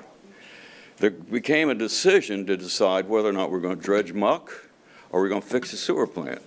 So we designed, Bobby Martinez was the mayor of Tampa at that time. He asked our company to design the upgrade to that plant. We converted to an AWT plant, stopped the secondary treated plant, only removes solids. It doesn't treat the effluent. So we cleaned up that plant. Dale Twachtman was the director of utilities for the city of Tampa. He took a drink of water out of the effluent after that plant was put in place to show the public how clean that plant was. Well, anyway, after the years of fixing the infrastructure around Tampa Bay, I think it's 25 years before the bay recovered. We'd lost over 50% of the seagrass in Tampa Bay. And it came back. It came back better than it was in the 1950s. So anyway, so having a master plan is very important, and I would like to see you add a direction. And by the way, when this plan was approved, Jim Barfield made the motion to approve this plan, and he also added a caveat that you would prepare a master plan to handle the projects that need to be accomplished in this plan. So I'd like to see you add a caveat in this plan directing Tetra Tech to do a master plan. The final comment I want to make, that deals with dredging muck in canals. My son-in-law and daughter live in Tortoise Isle. They live on a canal in Tortoise Isle. There's muck in their canal. I have another friend in our committee that lives on a canal in Merritt Island that dumps, the canal dumps out into the Banana River. Their people in that subdivision want their muck dredged because they can't get their boats to the boat ramp. They can't launch it. They don't give a crap about it's because they want the canal cleaned up. Canals, John, are dead end. And I feel that the water coming out of those canals is very limited. And you're going to propose to spend $5 million dredging muck in the Sunnyland Beach area. I fish that area a lot. I fish all those waterways in and around the islands that are at the mouth of Mullet Creek. Those waterways are full of muck. I pull my anchor up, it's got a blob of muck like this, and it's got yellow algae, a blob like this, and it's decaying. So I know that the muck is being created from the septic tanks coming out of that system. Those waterways in the Mullet Creek estuary dump directly out into Tampa Bay, into the lagoon. I feel it would be better to dredge those waterways and to spend $5 million dredging muck out of the canals. So anyway, I just want to share that with you. Those are my thoughts. Thank you. I have a lot of experience dealing with these kind of projects, and I appreciate your time here. Thank you. Okay. Thank you, Jim. Okay. I do think, and Jim, why do we have to contract Tetra Tech when you've just done it on this piece of paper right here? Can we just take this, which you've created, and give it out to everybody? You've done the summary for us. But no, I think that's kind of what we talked about in the plan with the additional amount of money for education and for outreach is just that, so that we can get the word out. So I think that's good. The one thing too with Sunnyland, which I will add, is that they are, a lot of the homeowners are updating their septics. And so while we are removing that muck, or while it's in the plan to help remove that muck, they are putting in their part as well to make sure that as much of it doesn't go back as they can. So, Terry. Jim, one comment. So when you talk about accomplishments, I would direct you to the COC, the Sorrel website, the Brevard County website that some of these guys back here and this guy keep updated. There's a wealth of information there about projects that are ongoing, projects that have been completed, Where is this money going? That's something that this committee fusses with a lot. How do we get the word out there about the things that are actually getting done? So that's a place to go find that information. Susan?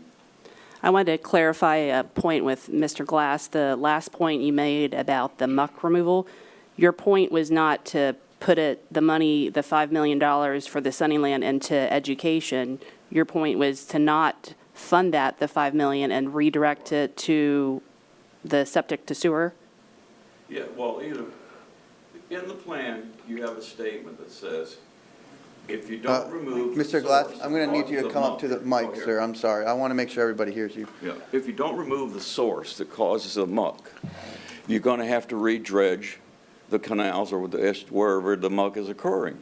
So the point is, you get rid of the source, which are the septic tanks that drain into the canals in that subdivision and any other subdivision before you remove the muck.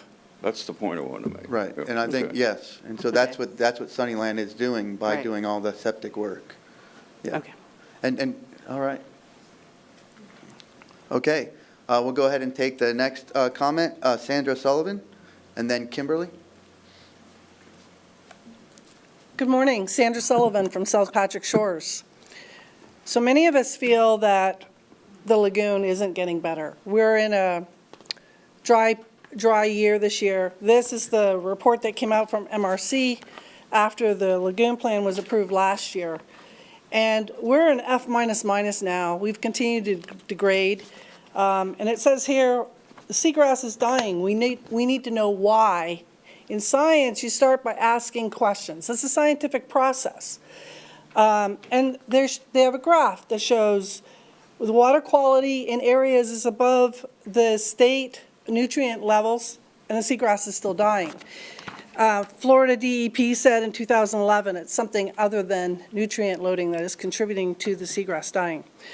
So we've lost this year 42% of the manatees that died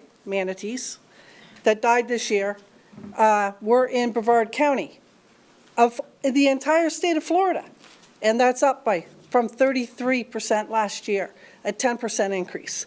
So when you talk about the lagoon getting better, I don't think so. I think we have a problem.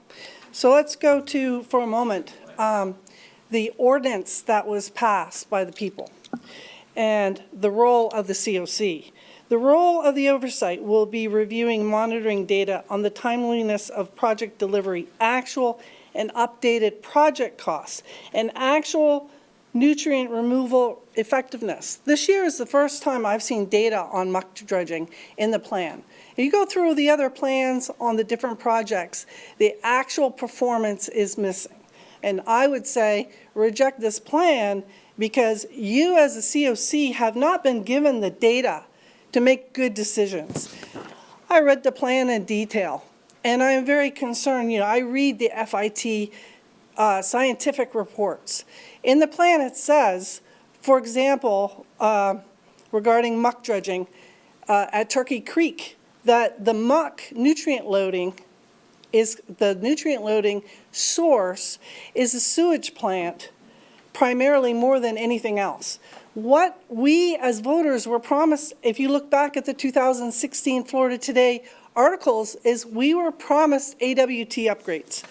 That is reflected in the language where it says, in the ballot language, to operating capital improvements and capital maintenance projects. And it also says to reduce pollution. And I've been very consistent that pollution is not in this plan.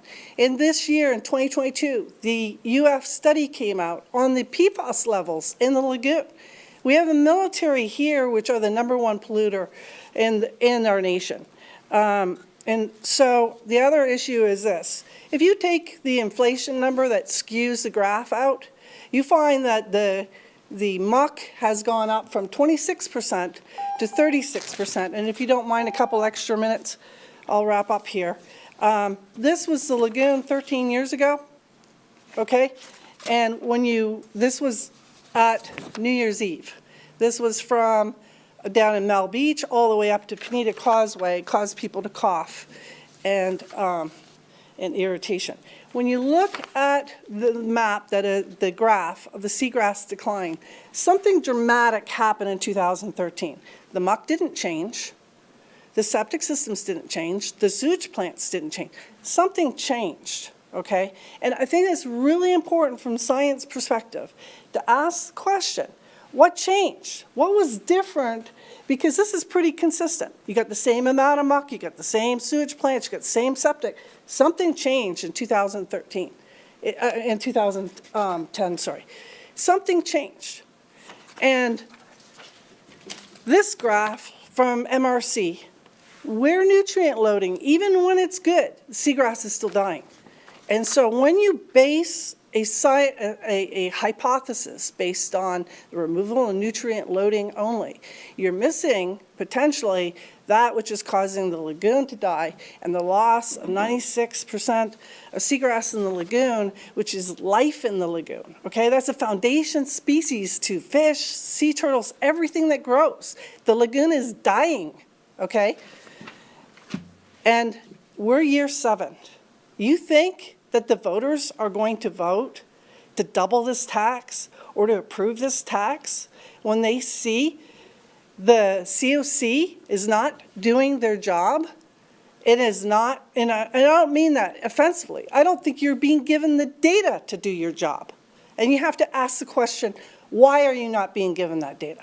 Why are you not being given the data to realign this plan to address, and I'll just wrap it up in one sentence. In 2017, we had 22 million gallons of sewage go to the lagoon. The people were outraged, okay? People from Tampa Bay, experts came over here and they said to the county, you can't fix the lagoon until you address your infrastructure, okay?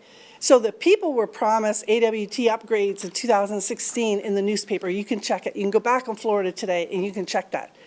We should be addressing the infrastructure in this, a portion, and instead of you guys being snowed over with an increasing muck tax, and I'll call it a muck tax because it's now up to 36%. And what's in that plan is a lot more to increase it even more. What we got in 2018, following those infrastructure dumps, we got the muck tax at 66%. I'm wrapping it up. Okay. We need to follow the science, and I would appreciate that you reject this plan on the basis that it failed to provide the monitoring data across all the projects and what they're actually delivering, which is what the ordinance that the people voted for stipulates. Thank you. Thank you. Okay. I just had a comment to Ms. Sullivan. I just looked up on the federal court case, and the FDEP lawsuit is still going on. They were attorneys meeting as early as this week, so that lawsuit with the dying manatees and seagrass is still going on. Okay. All right.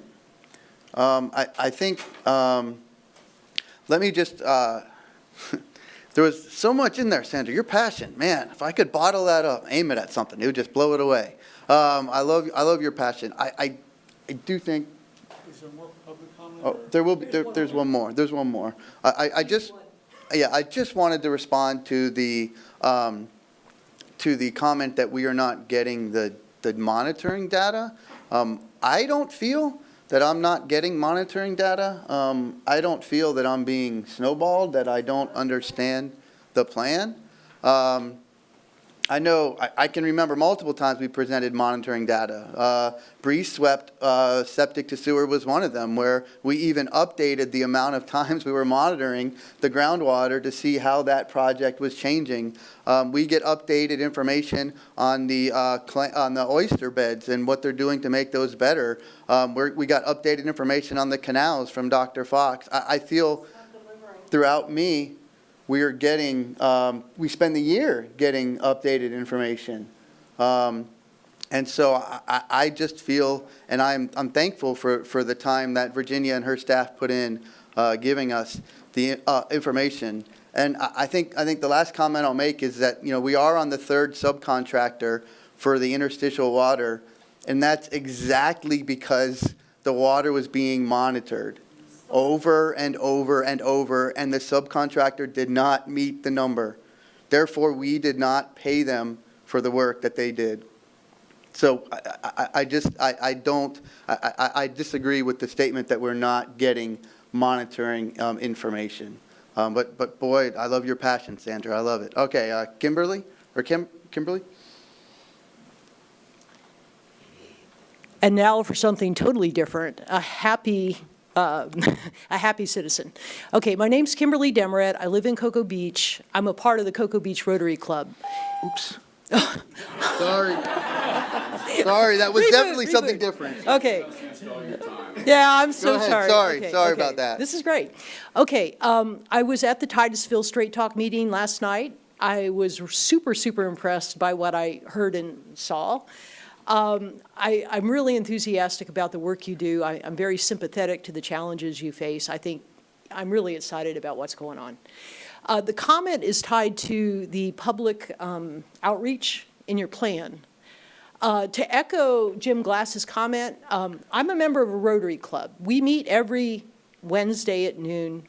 There's Rotary Clubs all over the county that meet every week. There's Kiwanis clubs, there's all these clubs, and they're always looking for speakers.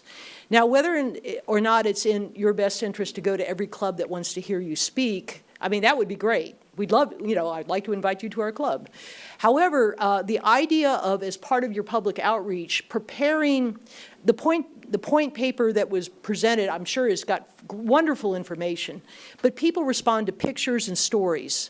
And so the idea of a part of what you're doing is, and again, I apologize if it's already there, I'm new to this, but the Titusville Straight Talk on what you've done here was fantastic.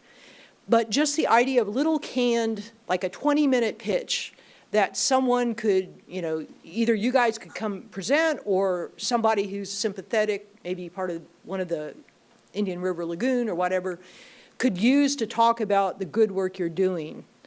Because I went to Straight Talk from Cocoa Beach. That was a long drive for me after a long day. A lot of people wouldn't do that, but there's a lot of Rotarians and Kiwanis and Lions and service clubs that go every Wednesday, and every Wednesday they get a talk by somebody. So I really think that would be a wonderful use of your time. Like I say, I'm very excited at the idea of you getting this renewed. And I know you can't advocate for that, it's inappropriate, but just to get the story out of the good news you're doing. So that's the key point. I have a lot of sympathy for the challenges you face. I'm a retired university professor at Florida Tech, professional engineer. I know data is hard to get, hard to analyze, and again, it's hard to communicate to the public, but I think you've got a wonderful story to tell, and I'm greatly encouraged by what you're doing. 6 months ago, I was still in the kind of despair mode. It's like, the problems are so big, what can I do? And I realized that what can I do at the individual level is not your scope, but the success stories that you've got are. So that's really all I wanted to say. Thank you. Thank you. But again, we love you. You're great. Some of us do. Sorry. Thank you. Real quick, Susan, and then I'll let you go. I just want to put this out because I've said it before, and I'll say it again. Any group in the county, in the state, in the nation, if it's in the nation, if you fly me there, I'll come speak. But anybody on this committee, please, our contact information is on the website. Call us, email us. We will come out. Logan, which camera's on? I don't know. Logan, that one. Call us. We'll come out and we'll talk to your group. Jim, we'll come out. We'll talk to your group. We can do a document. We have information on our website, Kimberly. We have this story map that we've put in pictures and locations on the map where you can see where projects are. We have this stuff, but it's just not going to be enough. It's going to take a person is much better, in my opinion, than a document. So please call us, call Virginia, call any of us. I love to speak. Like I said, League of Women Voters, I think I spoke for 50 minutes. I can't believe they didn't kick me out of there. You got 20 with us. Well, let me know when, seriously. And you know, we are putting, and then Susan, I haven't forgot you, I'm sorry, I'll get off my pedestal soon, or my soapbox. We are increasing, or we were recommending we increase the number on our education, communication, knowledge, and access. And, you know, we had that in the plan in the beginning. We took it out. One of the benefits, I think, from putting it in now is that we have a body of work behind it. Back in the beginning, if we said, this is what we're going to do, this is what we want to do, that sure, that's out there, but now we can say this is what we have done. And I think that there is power behind that. So I'm excited to see what the additional funds, what they can do, but I'm also willing and able, anytime, anywhere, to go speak to anybody. And I'm sure most of the committee members are as well. So thank you for your comments. Susan? Backing up, I think it was 2 comments ago, you had mentioned about the Sunnyland Beach. Do you know how many of this septic tanks are going to be removed in the Sunnyland Beach? I think a lot of them already have been. I know, but I don't know the total number. That's a very good question, Susan. I see Matt furiously Calculating that over there, looking at his away. Excel spreadsheet. I believe it's a couple dozen, but I don't know if you want to wait or come back to that. So we've completed actually 17 today, and there are 39 contracted. That's pretty good. To the ones completed, 39 more? Correct. So my short math 39 means more or it's 39 total? 56? 56 total. 56 total. There's 56 done or under contract to be done. I'd like to make a motion to reject the plan based on the evidence from last night from Well, Straight there's Talk. already a motion on the floor. Okay, So if that fails, okay. then we can make another motion. But if you want to discuss, if you want to say something, you can now. So just don't make a motion. Yeah, there's already a motion on the floor. Just based on the evidence from last night at the Straight Talk, which was a wonderful presentation, and from the testimonial of Mr. Glass, I would feel more comfortable removing the Sunnyland Beach project of $5 million and redirecting it to infrastructure. And so not accepting it as it is. Okay. Dr. Windsor? I'm not sure about parliamentary rules again. Could I ask a question? Sure, yeah, this is all discussion. This is Yeah, all discussion. what was the evidence last night that convinced you that this needs to be done? Because I couldn't make it last night, and I couldn't watch it online. Several people were there. I think Terry was there, and obviously Todd.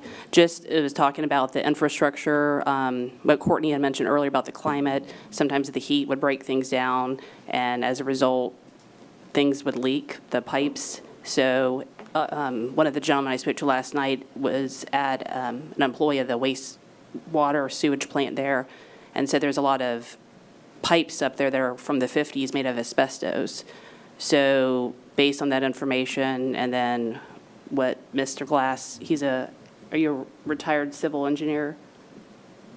I'm not sure he can hear you, Susan. Based on what your qualifications are, I just think, Sorry, I didn't understand. No, it's okay. What are your qualifications, sir, other than a strapping young man? What do you want? Your schooling, your qualifications, Yeah, degree. Susan asked, you're an engineer, confirm your. Oh, yeah. was just confirming what you put on I had 35 there. years of engineering experience, mainly over in the Tampa Bay area, where I directed 3 offices, Sarasota, Clearwater, Tampa, and Newport Richey. right. We did a lot of work half our work was public, and half of it was private. Thank you, So, sir. Thank you. And also the fact that there's a lawsuit by the FD, Florida Department of Environmental Protection, because the manatees are dying, the seagrass is dying. So it's not getting better. That's why there's a lawsuit. So I think based on these different things is we should reconsider and reject the plan. Okay, I know Todd, or Courtney, and then Todd. Well, I think for the Titusville area, the pipes that they're talking about are sewer utilities pipes, which is the responsibility of the utility. So I'm not real sure there's a connection with that. The Sunnyland is also in another completely different basin. So, we try to keep our, funding in basin areas, so I'd be a little concerned and have to like look at that again if that's what the committee wants to do. But I did want to just comment overall, the idea that we're always going to have people out there that are going to complain about the river and how we're not doing anything. And I've been working in government for 20 years. Trust me, there will always be people like that. People are come and yell at us and then leave. And that's just a fact. But we do have today 2 compliments that came in about, the state of the river. And one saying that, in 2020 and 2021 showed me much of the same poor water quality with only brief glimpses of clean water north of Oak Hill. 2022 was different. The water began to clear up everywhere.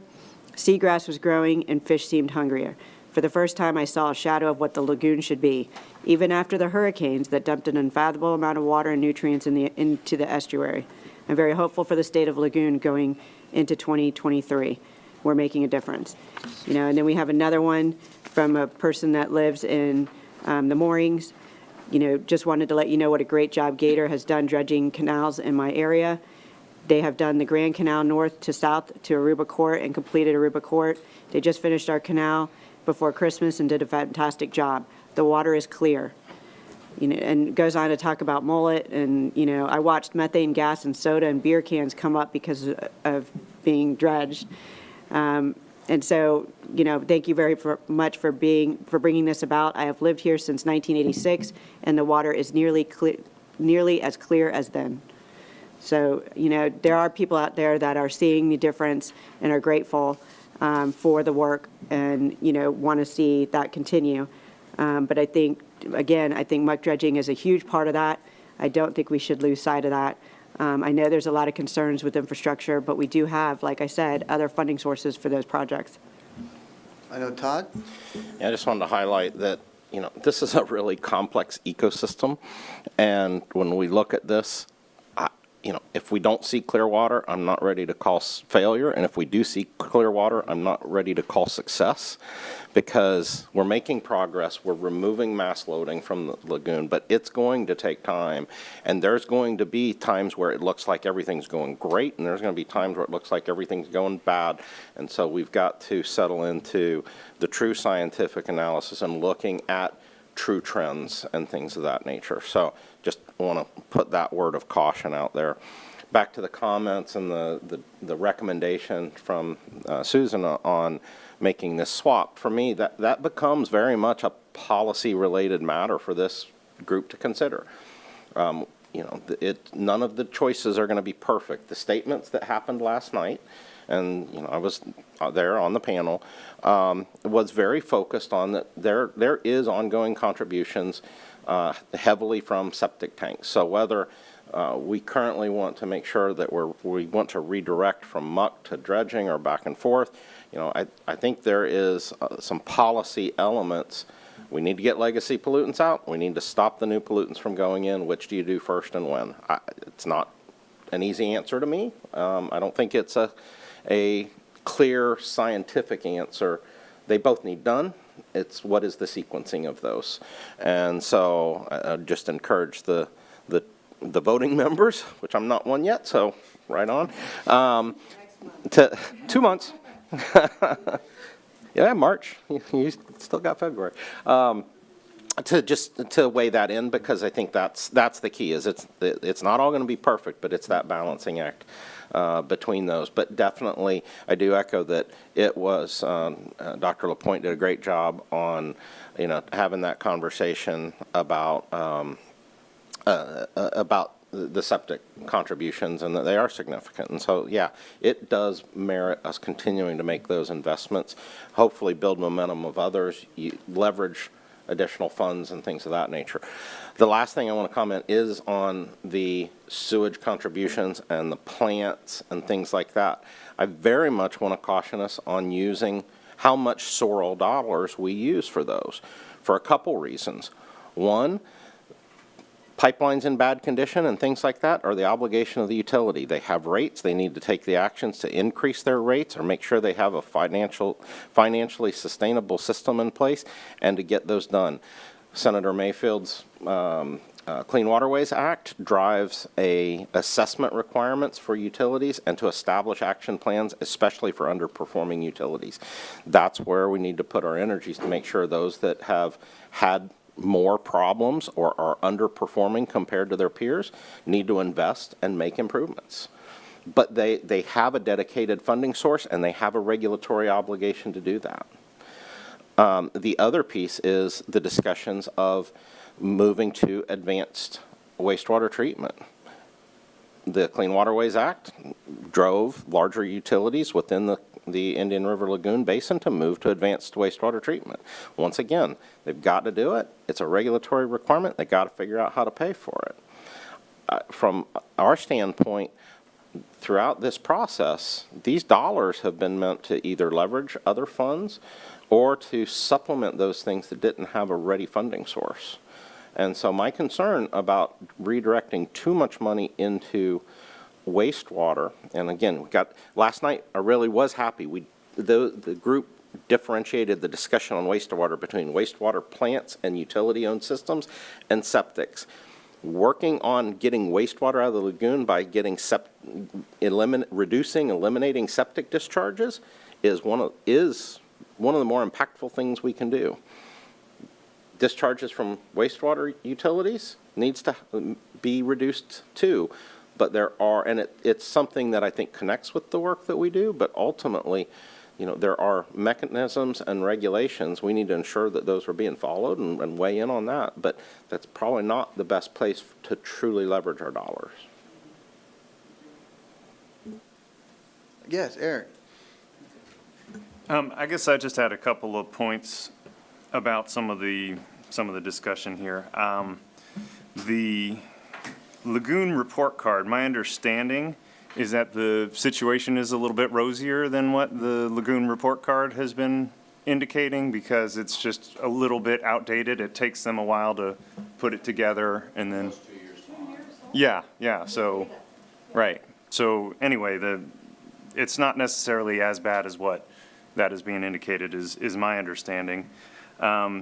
Also, from what I've heard, I think some of the reason that we've experienced is some of the manatee deaths is because they're here. They've all been pushed here, is my understanding.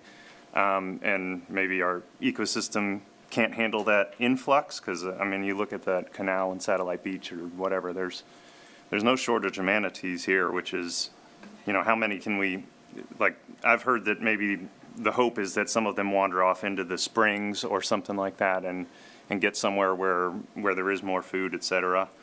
I did have, I guess, just a couple of ideas for potential speakers that might help clear up some of this. Please give those to Virginia, anybody on the committee, and also a reminder on our website, there is actually a form where anybody in the public can submit, am I correct, Virginia, right? Can submit topics. You just revised the website, I'll have to check if that made the revision. If it didn't, please ask them to. We're still finding tweaks here and there. But Eric, please, anybody on the committee can, or anybody in general, just give those to Virginia, and she'll get those topics. Because I did have a potential speaker that said they could be available for the next meeting. That would be discussing, glyphosate and that sort of stuff, and kind of I guess more or less a second opinion on, because we did have some discussion on that previously. But I do agree that it's nice to get some of these questions clarified, and if we can help, I'd love to do it. So just in terms of process, if people give us those speaker ideas, we kind of slot them in on your monthly report to where we think they might, best fit. We share that with you monthly so that you can reprioritize that as you want. So, if he's bringing a specific idea, if you want to guide us on how soon you want that presentation, where you want that on the lineup, that would be helpful to us and save time instead of us proposing something and waiting for your feedback. And I just remember it was discussed that we were giving the link to submit speakers went to the committee. It didn't go on the website. Okay, I'm sorry. So yeah, it was discussed to just do it to the committee, and you guys had that link sent out when you get that little agenda packet thing. It's supposed to be in there. Okay. So Susan? To go back to Dr. Windsor's question, I'm not sure if the Straight Talk was taped last night, or would he be able to review? It was Well, we some can of the ask- we can ask information Craig. was Craig Dr. LaPointe about the muck deposits from the septic tanks and the algae bloom. So Let's ask that's- Craig when it will be available and where. It was recorded. We had a little problems last night, but I think we did get it recorded. We'll get it out in the public forum Will it be this up week. and on your Facebook? It'll be, yeah, we'll definitely post it on Facebook. I'm The not sure Indian which. River Lagoon Coalition? The Save Our Indian River, SaveOurLagoon.org website will have information on it there, whether it may be on YouTube, it may be, I'm not sure what the channel it will be on, but we'll get it out there. Okay, The presentation is for Dr.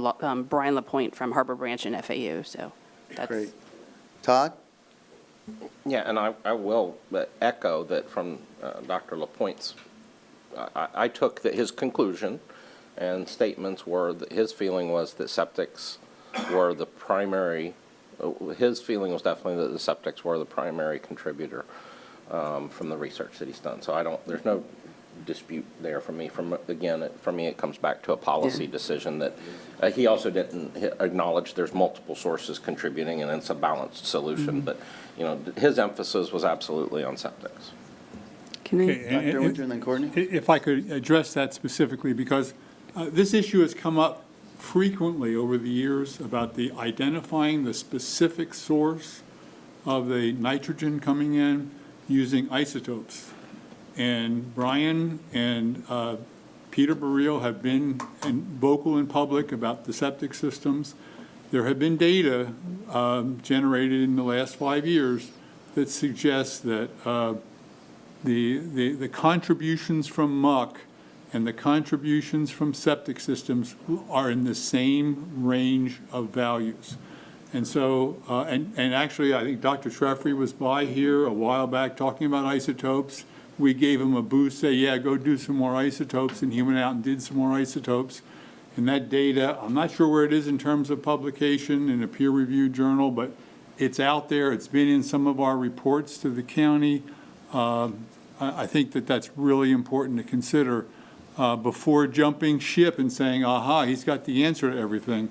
Be aware that there are other points of view on that. And that's what we were trying to make the case when that first article came out about septic systems being the primary contributor to all the problems in Indian River Lagoon and sewage plants. Muck had nothing to do with it, and we shouldn't do any muck dredging at all.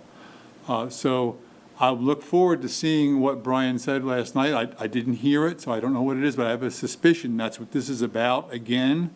But if you go back and look at some of the discussions we've had in this meeting, and some of the highlights from Treffry and Fox and others, this issue has been discussed before. Courtney? I just wanted to also say, like, if we're talking about the North Brevard region, just having worked there for 10 years, from what I understand about that area, septic tank removal is very complicated, not just because of, it's because of the location of some of these septic tanks and the poverty level of the people living there. It makes it very challenging.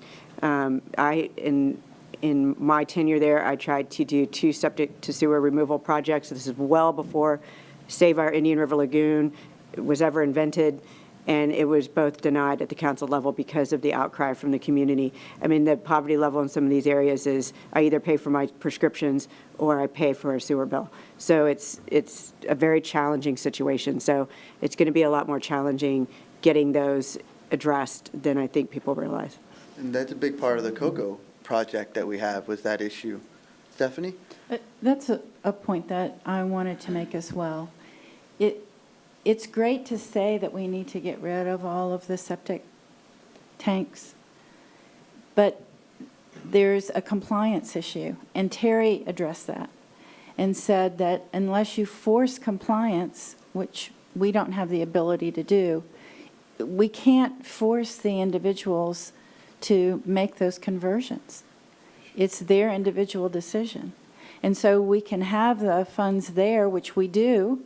In many instances, we have funds available, and the people who have the septic tanks aren't choosing to utilize those funds in order to make those conversions, and we can't force them to do that.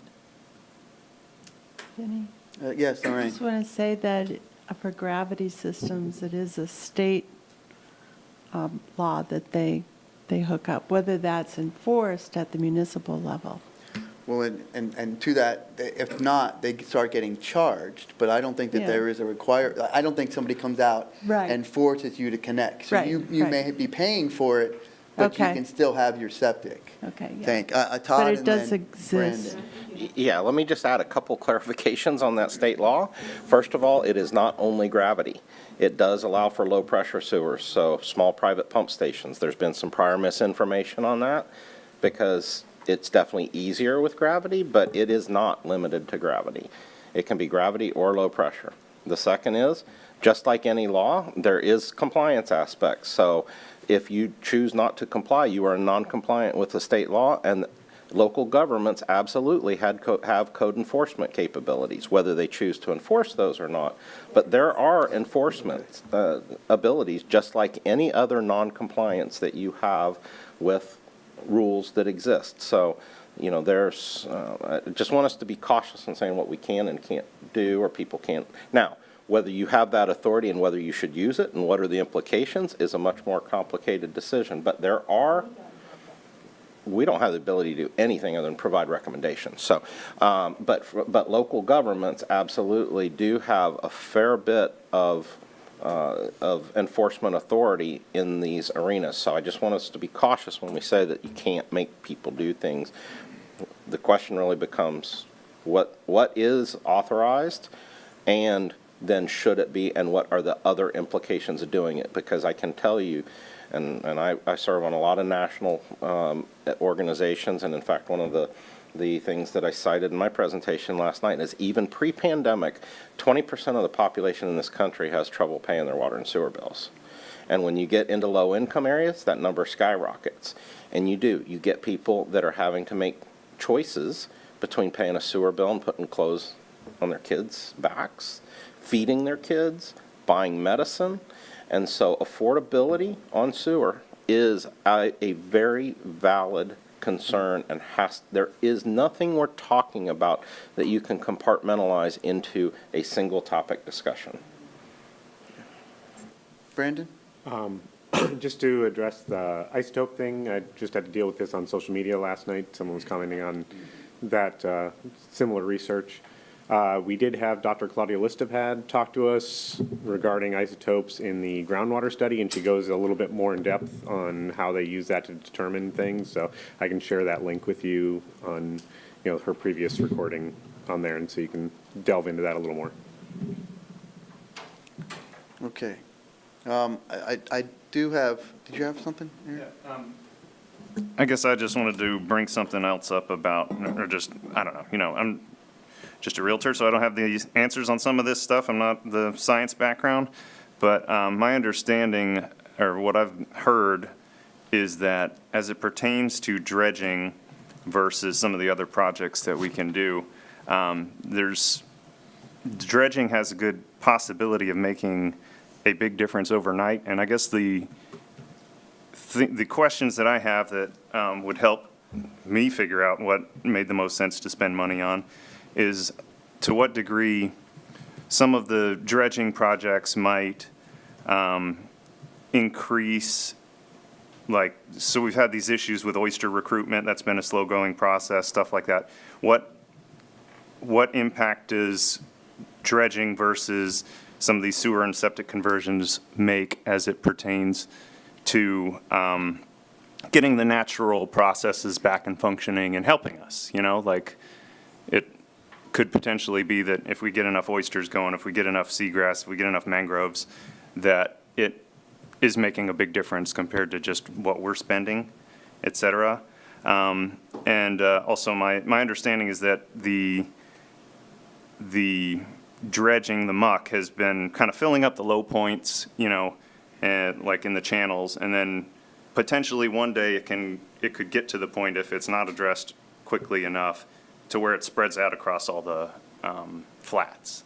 And that's, once it hits that point, it spreads easily and gets harder to corral and that sort of thing. So that's, my understanding is that some of the rationale for doing more on the dredging side early was based on some of these aspects. I could use some clarification on some of that, but that's my current opinion. Dr. Windsor? Let me go ahead and jump in and address your last point. We got to a point in the 70s and the 80s where all the tributaries to the lagoon were filled with muck. And the muck, there was no place for the muck to settle out. There were deep spots in Turkey Creek and Crane Creek where muck would settle out. Muck got so full in the creeks, it was just flowing right through. It wasn't settling out. In order to trap some of that, arguments were made to dredge some of those tributaries. Well, there was some dredging done, very limited dredging done in Turkey Creek and Crane Creek back then. As soon as the dredging was completed, the fish came back, everybody was all excited. There were articles in the paper about, we restored the lagoon. So, we got to that point again more quickly. Population's growing, more development, more, the land practices didn't necessarily keep up with everything else that was going on. We got more muck filling in more places, and now a lot of the spots that are filled in are distributing to the lagoon. Come along the big hurricanes in 2006, 2007, 2008, that time frame, and then again later, that muck got redistributed to more locations. And so an argument that you hear now is if you don't get it out of some of these pockets now and some of the tributaries now, it will be out in the lagoon. And so, and that's a reasonable argument. It makes sense if you think about it. Normally the tributaries acted like sediment traps. Even with no development, that's what tributaries often do. They act as traps as the water slows down, moves towards the saltier body, the chemistry of the water changes, and stuff precipitates out, and stuff falls to the bottom. Okay? So I think you got that right on. Man, I feel like I just went through one of your classes, Dr. Windsor. I don't know. Flashbacks going on? I always lectured from 8 to 10:30 in the morning, so this is a bad time to get me. I'm coming by your house tomorrow at 8:30. I want to lecture. Courtney, did you have something? Okay. Susan, I did too on your comment. I think Sunnyland is an interesting case. I think that there are pros and cons for both of it. I think Cocoa Beach High was an interesting case, and I'm very excited to see what else comes from there. I think for me, the issue, as Todd had said, when there's a funding source for something, it's hard for me to spend our dollars on it.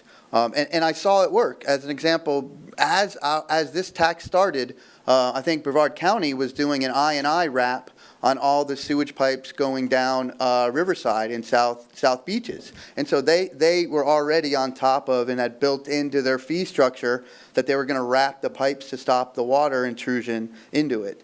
And we didn't spend a dollar of our money on that because the utility had built it into their pay structure. And so I think that's important to look at. The other thing is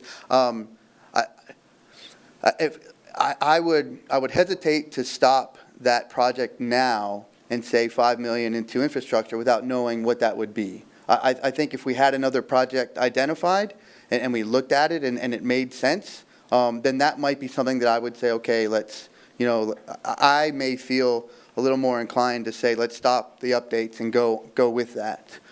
So those are the reasons why I would vote for the updates in the document now. But like every year, we update the plan. And so next year, if we feel that there should be more switch, I'm excited and happy for that discussion.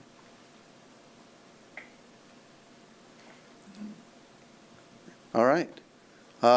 So with no further comment, and the TVs went off, which I don't know what that means, but we'll go ahead and take our vote on the motion on the floor. So all those in favor, say aye. Aye. Opposed? Nay. Okay. Motion passes. All right. Thank you, everybody. The next item now will go back. Chair, could we take a little break? Please, yeah. And before the break, if I could just add, to try and address this for next year, could I ask why the nay? I thought maybe we addressed maybe some of your Well- comments, but I guess we didn't. Dr., She's gonna vote nay. what did you say, Lorraine? Nothing, I didn't say anything. Okay, you don't, enough with your snide remarks. Okay, let's keep it. I mean, Yeah, you let's guys keep it obviously civil. being, Hold on. Excuse me, what did you Susan's say? talking. Hold on. Let's you keep it you could civil. speak, Lorraine. She said, let's keep it Let's stop civil. the drama. No, you're making snide remarks like a Lorraine, junior high Susan, school please, person. And let's focus on business. it's just, obviously, this committee doesn't want to listen to the community. It's not your money. You're spending taxpayer dollars. And going back to Dr. Windsor, your question is why the nay? And last year, I brought up the Seagrass, and I forgot who it was last year. If they're like, oh, well, we'll discuss it next year. And you just keep on punting along. Oh, we'll discuss it. We'll talk about it. Well, it's not fixing the lagoon. So you hear state representatives and Senator Mayfield talk about clean the lagoon, clean the lagoon. It's a great talking point. You're running for a county commission, Vinny, and you're not just here to say, oh yeah, this is great. We're just one big happy family. There's a federal FDEP lawsuit. Seagrass is dying, manatees are dying. So that's the reason for the day, because you don't want to hear have an oversight, in my opinion. Look what happened to the 3 committee members. 2 of them were ostracized by one of the county commissioners in the news today. David Scherer was a great committee person. I think he was a wonderful asset, and he got blackballed. David Lane, he made a comment, and he got blackballed. He got a target on his head, and I think it's wrong. So, I mean, Okay. I don't know, but to go back. But we did try to address seagrass, and there is seagrass in the plan, so. Right. Yeah, and glyphosate, you brought that up last year too, and we tried to address that in the plan. We're trying to work things in. Right. We're trying to work together as a consensus group, but it's, we're going to work on it again for next year. Right, and that's why you're going to tell the taxpayers in 2024, the ballot, you're going to say, oh yeah, we're going to fix it, we're going to fix it. Okay. And do you want to fix it? I understand. No, you don't understand. And do you want to fix it, or do you guys just want to keep on having a job and your friends, the developers and water side? Susan, please don't make allegations Well, like that. it's a factual information. You're saying information that is not true, that, oh, there's not a lawsuit. Marcy from Tetra texted, there's not. We There never is a said there lawsuit. wasn't. Marcy did, and then you said there was. I saw the judge ruled that they had no standing. I didn't realize. Well, I'll send the lawsuit out to Virginia. Okay. So you're spreading false information that's public, and it's I don't think, you corrected it. You said it was still ongoing. correct, but. So then the correct information did go out. Correct. Okay. Now, Well, and I know, I'm going to speak for myself because I don't put myself in the position of speaking for anybody else. But I do not act the way that I think others want me to act, and I don't act the way I think county commissioners act. There are 13 other people on this committee, and I think as Dr. Windsor says, it's a consensus. It's a team. Now, I don't think that in a team and in a consensus that means there's no argument. I don't want us to be happy. When we had John Durkee on this committee, he argued and screamed all the time, like, we can't get enough oysters. I don't think there's enough oysters. Like, I love that passion. Commissioner Pritchett always says you get more bees with honey than you do, or sugar than you do with honey, or something about being sweet. I've said before, I like sour. I like lemons. Bring your lemons to me. Let's work with them. Let's turn it into lemonade. I think your questions are valid. My concerns with what happened is that we went over the plans, we vote for the projects in the plan back in November. Right. And so if there was a project plan change that you wanted to see, in my opinion, that's when we should have focused on it. well, that's when I'm not sure if you were listening to me. I went to the Straight Talk event last night, and the information was brought by Dr. LaPointe. So how would I have known back in November about this new information? I'm not saying And you would have. So is the Straight Talk just a smoke and mirrors for the public and just saying, oh yeah, we're talking about this, we're doing that? No, but Because science that's what I'm feeling. changes all the time. Right. But there's a schedule of the way we do things. And so that schedule is actually on our website of when we vote for the projects. And I don't think we should always hold to the schedule. I agree. The problem is we've got to get this project plan updated in front of the county commission and passed for the new budget year. Right, and that's And why I was so- saying to go back and fix it before we present it to the county commission.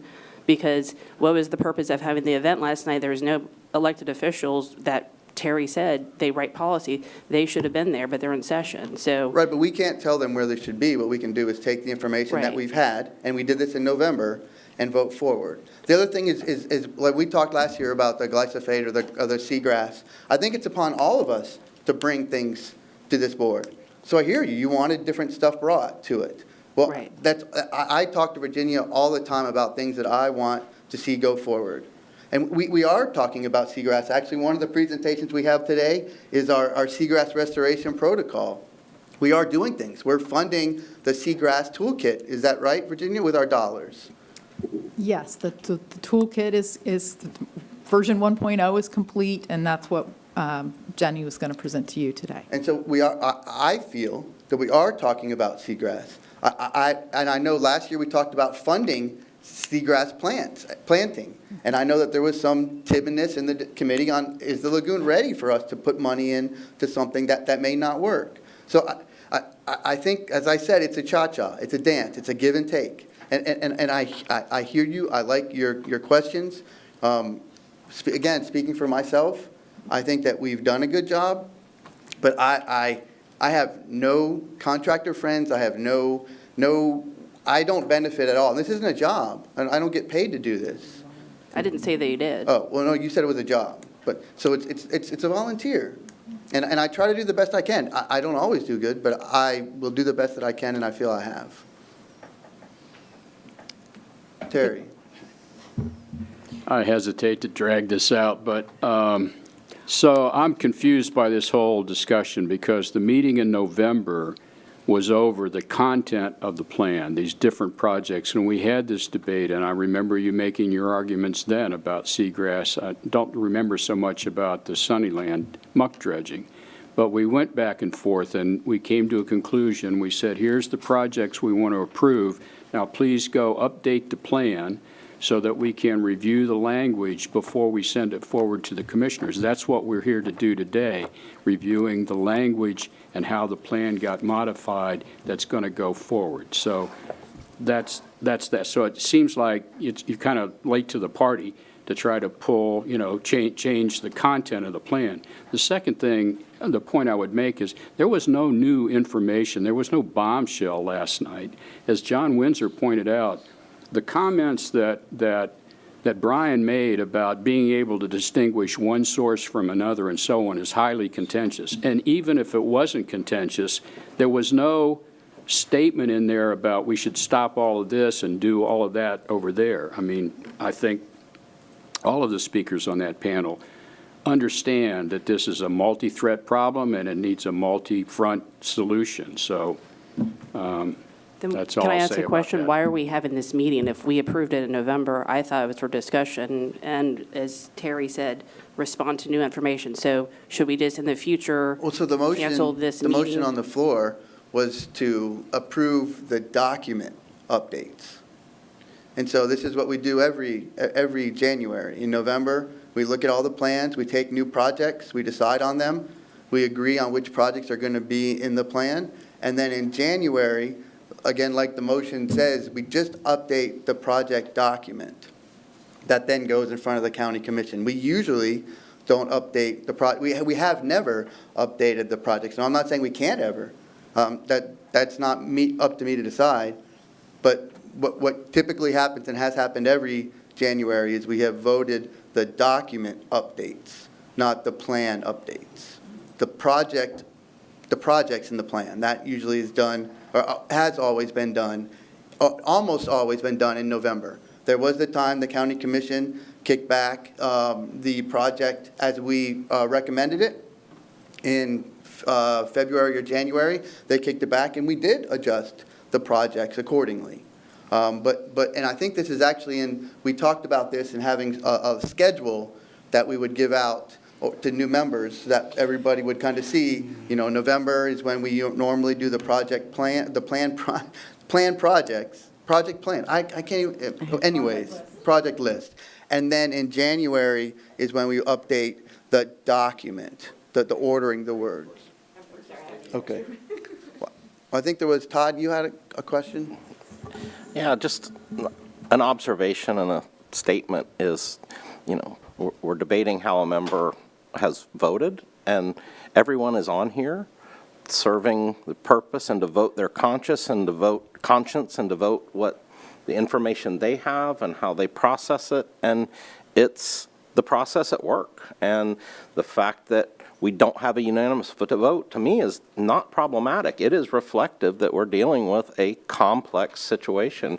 There's different viewpoints, there's different perspectives. We all bring our own histories to this, and, you know, I fully respect the no vote. It's, you know, it's Susan's choice on that, and it's where we're at. And then at the end of the day, you know, I look at court cases across, you know, the country, and a lot of them are unanimous, and there are, you know, there's majority opinions and there's opposing opinions, and there's even value in that. So when this goes to the county commission, remember, we're an advisory body, and when this goes to the county commission, who is the voters, the one that vote on this, you know, I think the fact that it's, when we have a unanimous and a full consensus, that's a statement. When we don't, that's a statement.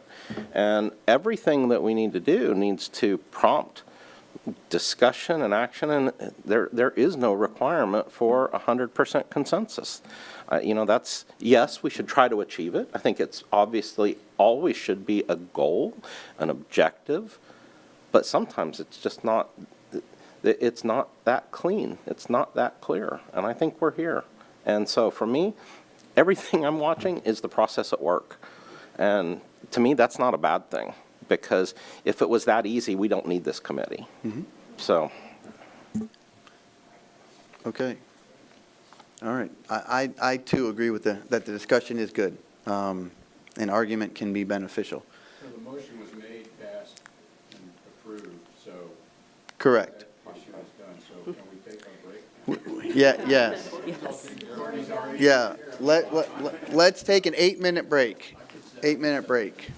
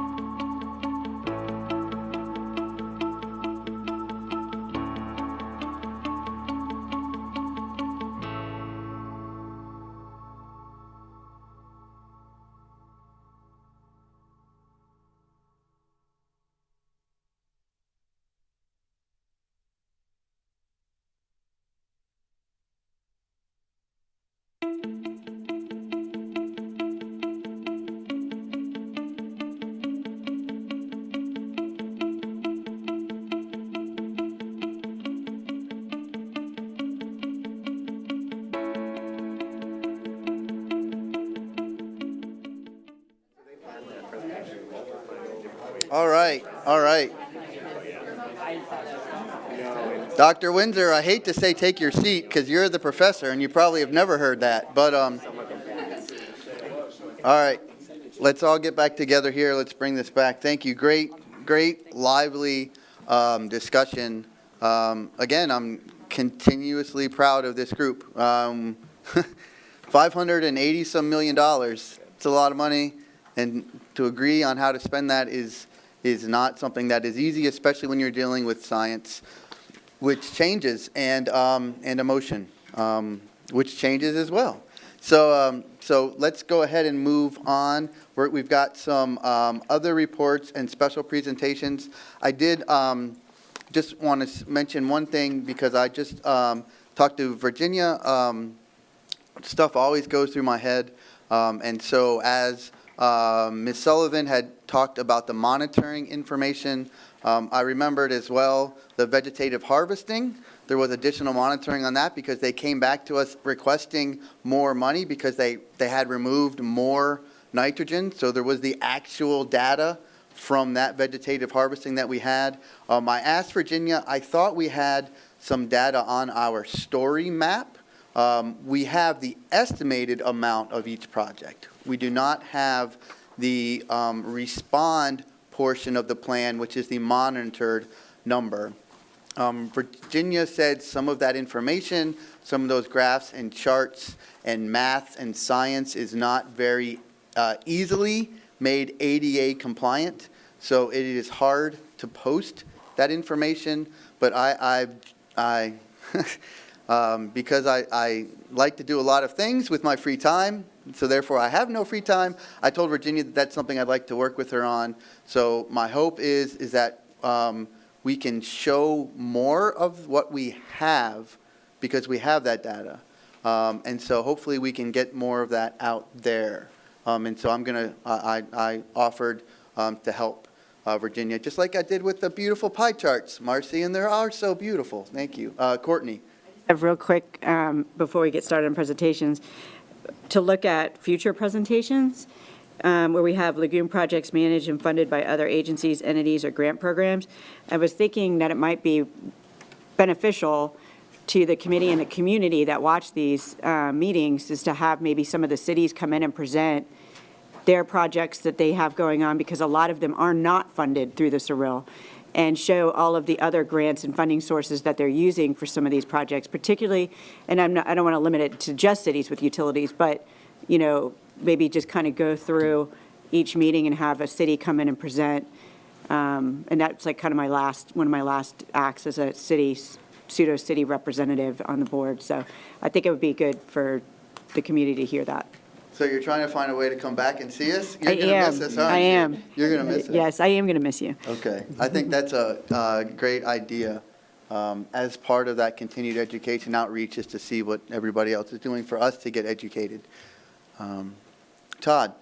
And just a quick follow-up on your data comment. I mean, we've got a pretty nice dashboard already, and I think what I heard was really just some slight increasing in granularity to that to show some of the quick fact numbers by project types, because I think the numbers that were highlighted in that conversation, number of septic tanks or number of cubic yards of muck, that's not on our dashboard, but I think is numbers that we have a pretty good handle on, and those can be portrayed in a pretty simple, easy way, and so I do think that those would be nice, and without getting into too much detail, because this committee is in the weeds on reviewing a lot of that data tends to be very comprehensive and too hard to consume, but getting that to where it's a one.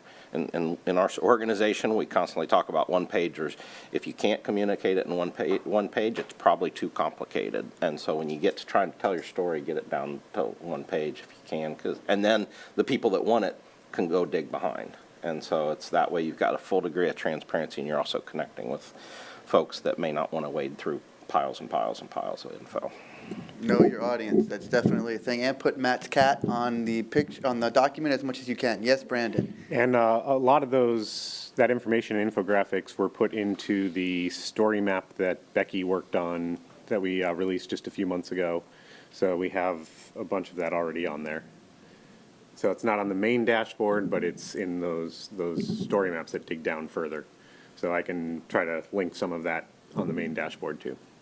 And again, maybe that is something that the additional funds that we have set up for, or that we are recommending, be used for, to create some more granular, but also presented in an interesting and easily digestible way. Yeah, because they have on there the septic to sewer conversions completed, quick connects completed, all of those infographics are on that story map. And where is that story map available, Brandon? Go to the Brevard Save Our Indian River Lagoon website, so brevardfl.gov/Save Our Lagoon, and click on the map link, and it'll be the first story map at the top. All right, thank you. Okay, all right, let's go now to our first report, population decline of Gulf pipefish. Mr. Sebastian, please, take it away. This thing on? Embarrass Beb for a moment, right? He's part of our muck dredging team, and prior to coming to the county, he worked for over 20 years in the Fish and Wildlife Conservation Commission's fish monitoring group in the Indian River Lagoon. So he's the second author on this paper, and until I asked him to come speak on this topic today. Thank you. Thank you, Virginia. So why look at Gulf pipefish when you could look at like something cool like a snook or a redfish? Gulf pipefish, they have the potential to serve as a sentinel species to detect cryptic ecosystem changes in a lagoon. This species is effectively monitored and commonly found in the seagrass beds of the IRL and has limited home range. Its life history and habitat preferences are well understood and is highly sensitive to habitat disturbances and increased turbidity and habitat loss. So, I guess I should have started the presentation. Let's move on. All right, so the IRL has been subjected to its fair share of habitat disturbances throughout the years. Chlorophyll A concentration data indicate that algal blooms have been a common occurrence in the IRL. Typically, these algal blooms are seasonal in nature, with increases during the warmer summer months and decreases during the cooler winter months. But in recent years, more widespread long-duration blooms have been occurring, and with increased turbidity and whatnot, it could really affect fish populations, like the pipefish. So the program I used to work for, the Fishing Independent Monitoring Program, was designed to examine fish population trends throughout Florida's estuaries. The IRL Field Lab, located here in Melbourne, has been sampling these waters since 1990. And data collected provide valuable information on the relative abundance, habitat use, and recruitment of many of these estuarine fish species. And this approach provides valuable information on your economically valuable species, along with like your snappers, redfish, snook, as well as your poorly understood cryptic species, like your gobies and pipefish, which may influence fisheries or may be important ecological health indicators. So this program used multiple gears in their sampling regime, but we focus on their 21.3 liter center bag seine data, which was used to fish shallow waters of the IRL.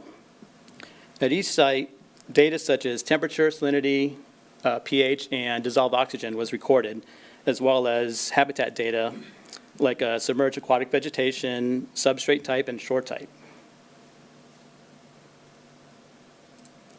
And to standardize gear types and have consistent geographic coverage, we focused our sampling data from 1998 to 2018 from the northern Banana River Lagoon to the Inner River Lagoon from Cocoa south of Vero Beach.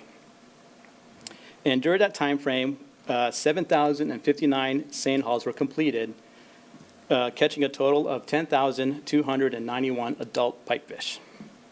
It's a lot of pipefish. So we wanted to examine changes in population trends of pipefish over time and to see how these changes relate to variations in the ecosystem. So we use generalized linear models to calculate relative abundance as the mean number of fish per seine haul per year, shown here in as black circles. And we use St. John's mean percent seagrass coverage throughout the study period, shown here in the gray triangles. And you can see how the pipefish abundance clearly mirrored the seagrass percent coverage. And some areas I want to point out, in 2002, we had an extensive pyridinium bloom, which also coincided with that puffer toxicity event. And then the 2010, 2011 super bloom that everybody's familiar with. And then in 2016, we had the brown tide event.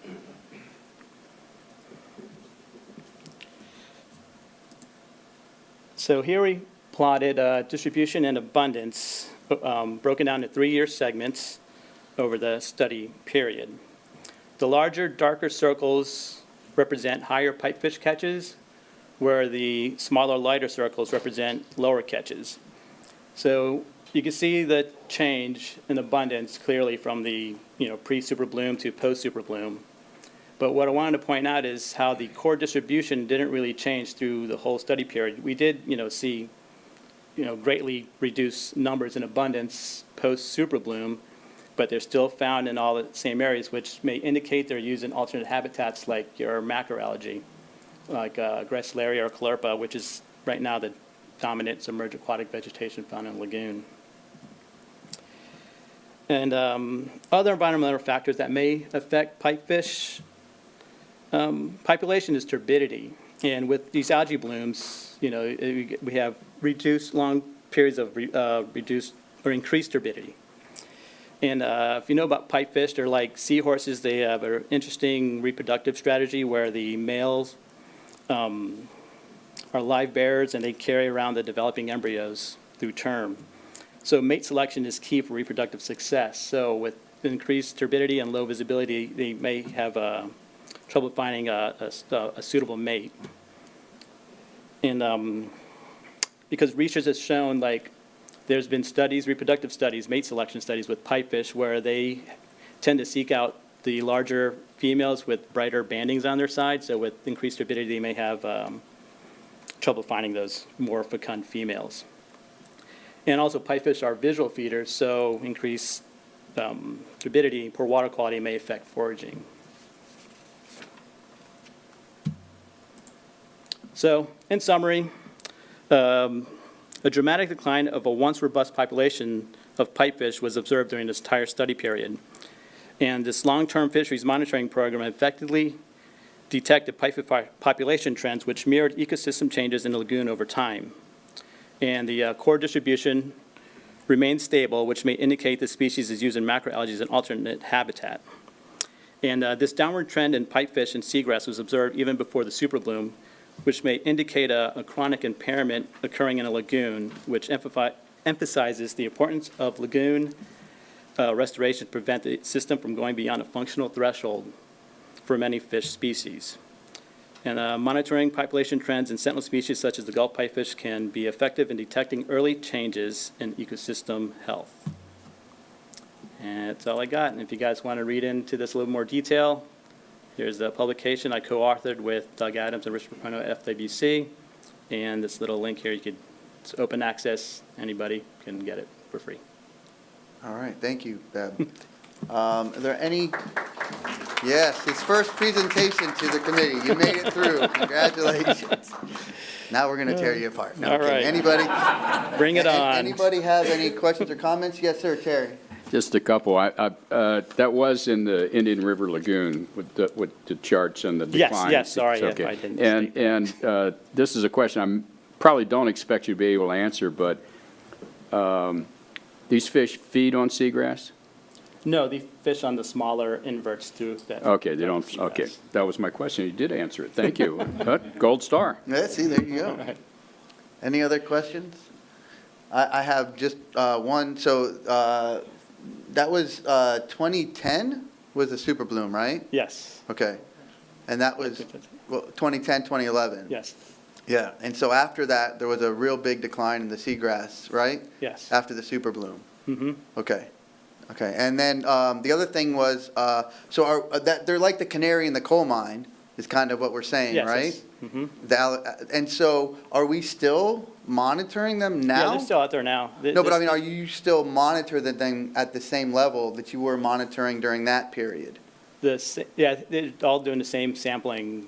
And you're continuing to, like for the They next are. year? I'm or not with they them are? anymore, but yeah, the whole fisheries crew over there, they're still out there pulling the same number of nets, same area. Okay, so Because they would have another 3 years to Yeah, oh, yeah, they definitely have, they have another 3 years yeah. of Yeah, I was of just- doing this? Mhm. Okay, great. So maybe, Beb, in like another year, if this is going to show us kind of the system, then maybe we can get an update? Yeah, yeah. Okay, or 6 months or a possible. year, just to bring it to us. Maybe if you have a pet at home, you could put pictures of them in I the was gonna presentation. borrow Matt's cat. Or borrow Matt's cat too as well. Yeah, I'm not But- really a cat person, so. But again, if this species has been identified as something that's going to let us know how the lagoon is behaving, it would be nice to know how they are, how their population is going. Okay. Virginia? Just like to add, Beb talked about the potential importance of turbidity to the reproductive and feeding and, of this species. And so, one of the ancillary benefits of dredging is turbidity reduction. And that was one of the largest immeasurable improvements that was documented by Dr. Zerillo in the work that he did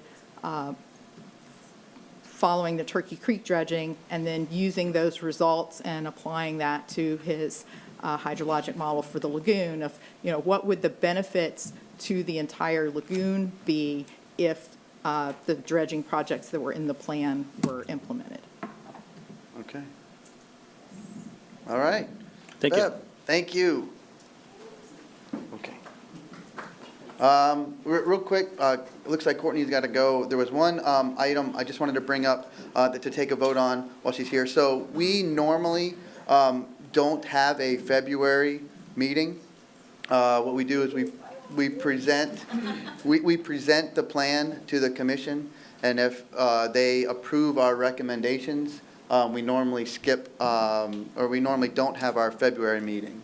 So that's what we've done in the past. If the committee so wants to do that again this year, I think we should, I would entertain a motion, or we could look at a motion of canceling February's meeting if the county commission approves our plan recommendations as is. Is there a motion? I would move that, but I also wanted to ask, do we know what date this will go to, what meeting it'll be heard at? Our plan is to take it February 7th. It has to be posted for the public for 15 days, so we couldn't answer that until we knew what your changes were today and whether that was something that we could get done by Monday and posted by Monday, but we're in good shape to make that happen. So it'll be at the February 7th commission meeting, and that's when we would know whether or not we'll be meeting in February. And I'll second the motion. Okay? So there's a motion and a second. Any committee discussion? Any public comment on not having to come back in February? Okay. All right, we'll go ahead and vote on the motion on the floor. All those in favor say aye. Aye. Opposed? All right, passes unanimously. Thank you. All right. Thank you, Courtney. All right. Bye, guys. Thank you. I'll still visit you. Thank you for your work, Courtney. All right, next one, our next presentation with Dr. Jenny Hansen, our Seagrass Restoration Protocol. All right, so unfortunately, I also don't have any great pictures of Ernest in my presentation, so bear with me. Do you have any on your phone? Could we take a look and pass that around as you're presenting? No, I'm devoid of cute cat pictures. And I also may skip a little bit just in the interest of time. I'm going to try to get through this as best as we can. So, as you mentioned earlier, we had a project with CSA Ocean Sciences led by Dr. Mark Fonseca to try to get a guidance of some sort or form that we might use as a launching point is as these seagrass projects are becoming more kind of starting to occur, becoming more frequent. So a lot of this came from a feeling of knowing that money was being made much more readily available in the resilience and other funding pots to respond to the manatee mortality event. And so as that's getting going, how do we really start to look at the fact that we all know our lagoon is still on its recovery path? So we wanted to try to develop a metric that would let at least give us some insight into the different sites, how suitable they may be throughout the Brevard County portion of our lagoon, and then what questions we might be able to ask to really leverage this opportunity of planting as an experimental design that could let us answer defined questions and feedback to improve our restoration as we go. So sort of taking this opportunity so that when the right place and the right time is there, we've already started learning from these early projects. So the idea was just sort of to start this foundation and built a framework that would be a bit adjustable over time. So just give the overarching view of the flow of the project. We have a model that we wanted to create to give that numeric output of utilizing existing data and leveraging existing knowledge from some recent publications that came out on our lagoon and the historical presence of seagrass to help us understand what we might be getting into when we go to plant. So out of that becomes a score value, and those get broken into multiple categories where, you know, the more likely we might be suitable, we might be able to get those really good meaty questions going, and as we step toward more risky environments, what additional things do we need to be aware of and add to the overall? Maybe we can't ask as many experimental design questions, maybe we have to move more towards pilots, or maybe we need to really increase the loading of our monitoring plan when it comes to those higher risk areas. So the lagoon, based on data from St. John's, has been sort of segmented into similar water quality regions. That's what the map here is showing. And since kind of the current thought is that Haliduli is one of the main species that we might be replanting, and it may have a relatively short overall lifespan, really wanted to focus on what's happening now. So the data is the most recent data to reflect the condition of the lagoon in a fairly short time period, even though we have a long historic record. Deciding on what variables to use, wanted to directly interface with seagrass growth and survival. So things like water depth is a proxy for light availability, water temperature, salinity, dissolved oxygen, and chlorophyll. Salinity and dissolved oxygen. Those are from the St. John's River Water Management District water quality stations, and our the team that built this product did some statistical analysis on a 3-year period from 2019 to 2022 as to what the overarching lagoon was doing, and then also at the segment level, what the statistics were for these different variables, so that we could sort of say relative positions within the lagoon, what might you be facing. And then we had a few opportunities to use some indirect data as well. Seagrass being available and present means that maybe it's an okay place to be. So it sort of serves as a proxy. We looked at only the most 3 recent aerial survey years so that we had the largest geographic expanse, since this is a map-based model. And with the chlorophyll, we were lucky enough to be able to incorporate what Applied Ecology has been doing with their HAB analysis and their historical analysis of the Sentinel satellite data. So that was pretty exciting to get to work that in as well.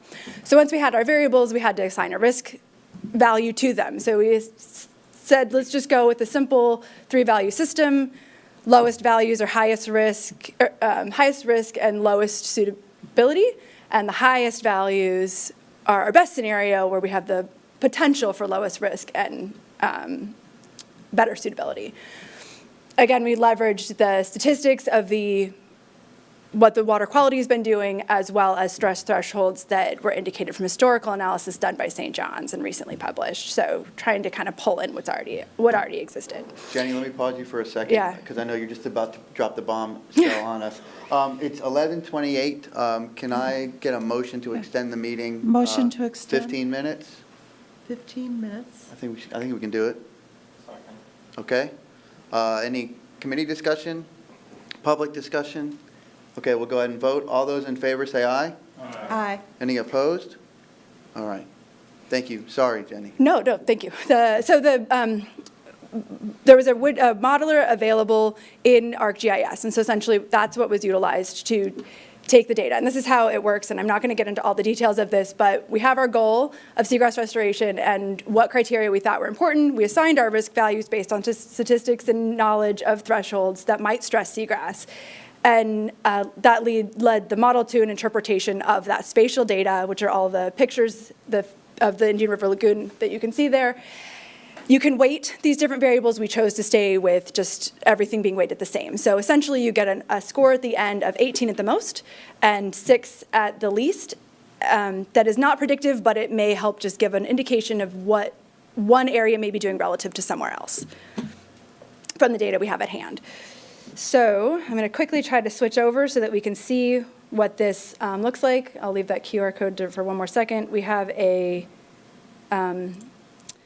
live version of the model where we can zoom in and out and see what the seagrass, or what the suitability values were that came out, what areas of the lagoon, maybe you can start to ask these probing questions, or maybe areas where you're like, I'm not sure if I'm ready to get into these really deep, dark corners, and maybe want to wait a little bit.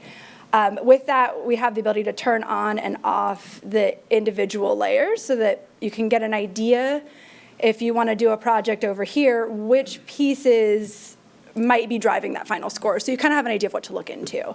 And as a quick future where we're going, I'll drop that in here. We're trying to utilize GIS to make it more interactive, where you can really pick a cell and have it populate for you what your input variables were. Fortunately, the way that the model runs and the way that the individual raw data is presented, this isn't working out perfectly every time, so we're still working out some kinks in that. But we're hoping that that's a place that we're going in the future. One other thing I'll put here, but we'll look at it more later, is this area of the lagoon down here. We know there's seagrass here, but there's not data. And that comes out of the way the modeler runs. So if the data wasn't present in the input, then it couldn't calculate an output. So we're working on extending the chlorophyll layer a little bit further to capture that. So back to what were our overall goal, we now have these numbers, what do we do with them? And so in the best areas, you might be able to get into specific questions like expansion limits or patch sizes. And as we get into potentially more risk, we add the environmental monitoring we might have been doing on the best case scenario. You have to sort of make that more and more robust as you get into these other conditions so that you know what happened if your seagrass doesn't go the way that you wanted it to. Or maybe to help ground truth and find out, we thought it was really risky, but this was better than we expected, and why. So we wanted to identify just a few potential places to begin with asking questions. I think these sort of came from St. John's. What species do you use? What density might you plant at? Or how big of a patch size should you try? And the take home from this is that when testing any one of these, the more treatments you add, so if you want 2 species instead of 1 species of seagrass, it makes this box that you see over on the right side of the screen bigger. So if you have 3 treatments and you need 5 replicates, you have at least 15 plots that you have to plant in your project. If you want to start testing more than one question at a time, you're exponentially increasing those number of data points. And we just wanted to kind of make that available as a thought for people to start considering. And then again, as we get into those higher risk areas, now not only are you measuring some environmental parameters, we want to more and at a higher frequency and potentially even continuous, which is added cost for sensors. And a couple places we wanted to sort of direct avoidance was that the staying in the area with the best target depth range, even though we expanded a little beyond that for places seagrass has historically been present, probably going to be best in the current situation to stay in the Goldilocks zone that came out of St. John's publication. And that we want to try to stay at least 100 meters away from existing transects so that we keep and maintain our long-term data set so that we know how the overall lagoon is responding. And finally, we talked a little bit about environmental monitoring, but how do we know our plantings worked? So we put a couple of points in at a bare minimum, things you might do. You need to know what was there before you planted. You need to know what was there when you planted. And then over time, counting survival and growth through things like how many planted units there are continuously and how tall they are. And hopefully they grow together, and then you start switching over to things like densities and quadrats. So is that a limitation of this is that it is not a predictive model. Just because it says it's high risk doesn't mean nothing will grow there. And just because it says it's low risk, it doesn't mean you're guaranteed that your project's going to be successful. So that's why we wanted this here as a framework to start asking questions and learning and ground truthing this, what works and what doesn't. The documents are almost ready to be posted on our website. We're going through final compliance with that. We'd like to also create a field guide because we could only work with the data we had, but we know there's a lot of other factors that are going to be important when you go to plant seagrass, like sediment type, and we don't have a map of sediment type. And with that, we really want that feedback to be coming in. So we do have a email address that we've created so that as people are getting into these projects and have questions or want to share data or information, we wanted to create at least a starting point for that conversation to open, and then finish with, this is just a framework. So the most important part is the results and the feedback loop and closing that loop so that when these projects complete and the data is available, we have hopefully a mechanism to collect it, put it back in. Maybe it completely changes our outcome of where we think is suitable and where isn't. Maybe it helps us enhance our design and really utilize the lessons that we're learning for how to most effectively and efficiently be successful in restoration. That's it. Okay. Thank you. Terry? I want to put in a plug for a seagrass assembly that's happening next Thursday and Friday at the Lagoon House. MRC's hosting it. 40-some seagrass specialists coming together to discuss that. Is this information available to them? Okay, that's good. And will somebody, you or somebody from your office be there? Okay, that's really super good. And finally, it's not open to the general public, but there is a social plan for Thursday, 5 o'clock or so, I think, at the end of the first day's session. That is open. You can go on the MRC website and sign up to attend that. And if you're interested in what's going on in seagrass land, that might be a good chance to learn some more stuff. Thank you. All right, Terry, thank you. All right, any other questions for Dr. Hansen? I have one. So is that on the website now, live? The map tool? is live and is in version 1.5. So we are actively I understand. working on it, but it is You may live. click a button and it may dump you somewhere else. Or it but, may give you something that we're still working on. yeah. but- And if you didn't catch the QR code, there's a live link in the plan update that you just recommended. And I can go back to And is that also on our website anywhere? And Or will it? the plan, I was just emailing back and forth with our compliance, so we are almost there for getting the plan posted. And a companion piece that St. John's provided for us that has some additional monitoring. But the link for the interactive, is that on? Oh, is the link for the protocol on the From our SOAR maps. webpage? Yes. From our maps link, I think it's through I think right now it's through the county county GIS. GIS portal Okay. page. Is there a plan to add it to our website? Get it, yeah. Okay, yes, please. I think that's very important to get that information out about seagrass. Okay. All right, thank you very much, Dr. Hansen. All right. Next thing we have is a program video. Yes, thank you. I know you're past time, so that's, we can, We've got 7 minutes. you have public comment? Yeah, is there anybody who wants to speak during public comment? So we've got 7 minutes. How long is the video? Logan's Five doing and Logan's 5 and a bit. Oh, it's 10 minutes? What is the committee's desire? You guys want to extend it a couple minutes, or do you want to save it till March? Save it. Save it? Okay. All right. Yeah, well, Terry, if we want, we can have a watch party after we close out. Okay, so with that, is there any general public comment? I know I already asked it, but I'll ask it again. Okay, no general public comment. Is there any committee members? Thanks to staff for doing a great job again. All right, thank you. Todd?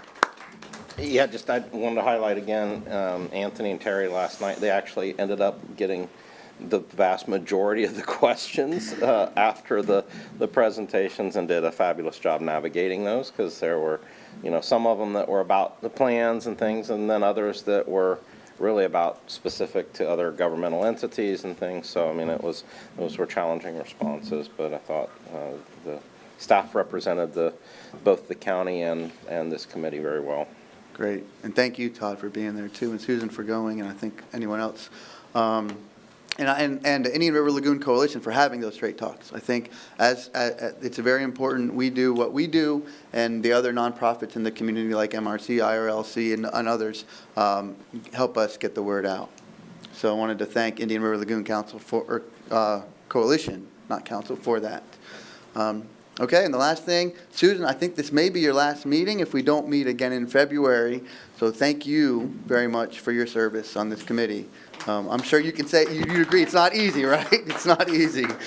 I enjoyed learning about it, and then just, I had mentioned to Eric, you're going to continue, meeting with Brandon and Virginia, that really helps explain like the project timeline and all that.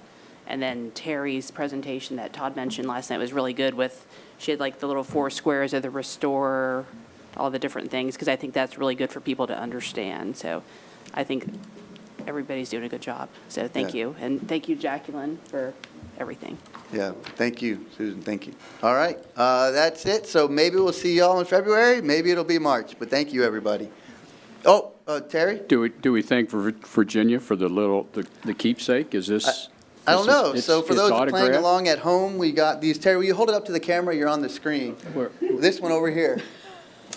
Terry, over here. Where? Hey, hi, Mom. Hi, Mom. And see, it's signed by all the staff on the back. This is, I told Brandon or somebody, I will treasure this for a long time.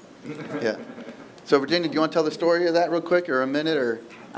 Well, just, our vision is, and now I've lost the piece of paper, here we go. An Indian River Lagoon teeming with fish, birds, and wildlife that provides recreation, economic vitality, and pride in our community. And so to represent that, we've got a blue lagoon teeming with finger mullet, and wanted you to have that memento of your service here. Thank you. Finger mullet with glitter. Yes. Glittery finger mullet. Everything is better with glitter, I've learned. All right, everybody, thank you very much, and we'll see you all in March or February. The opinions expressed by any member of the public during any period of public comment do not necessarily reflect the views or opinions of the Board of County Commissioners of Brevard County, Florida, Space Coast Government Television, or the program sponsor, and are solely those of the presenter. The Board of County Commissioners of Brevard County, Florida, Space Coast Government Television, and the program sponsor hereby expressly disclaim any and all responsibility or liability for any defamatory or slanderous statements expressed by any member of the public during any such period.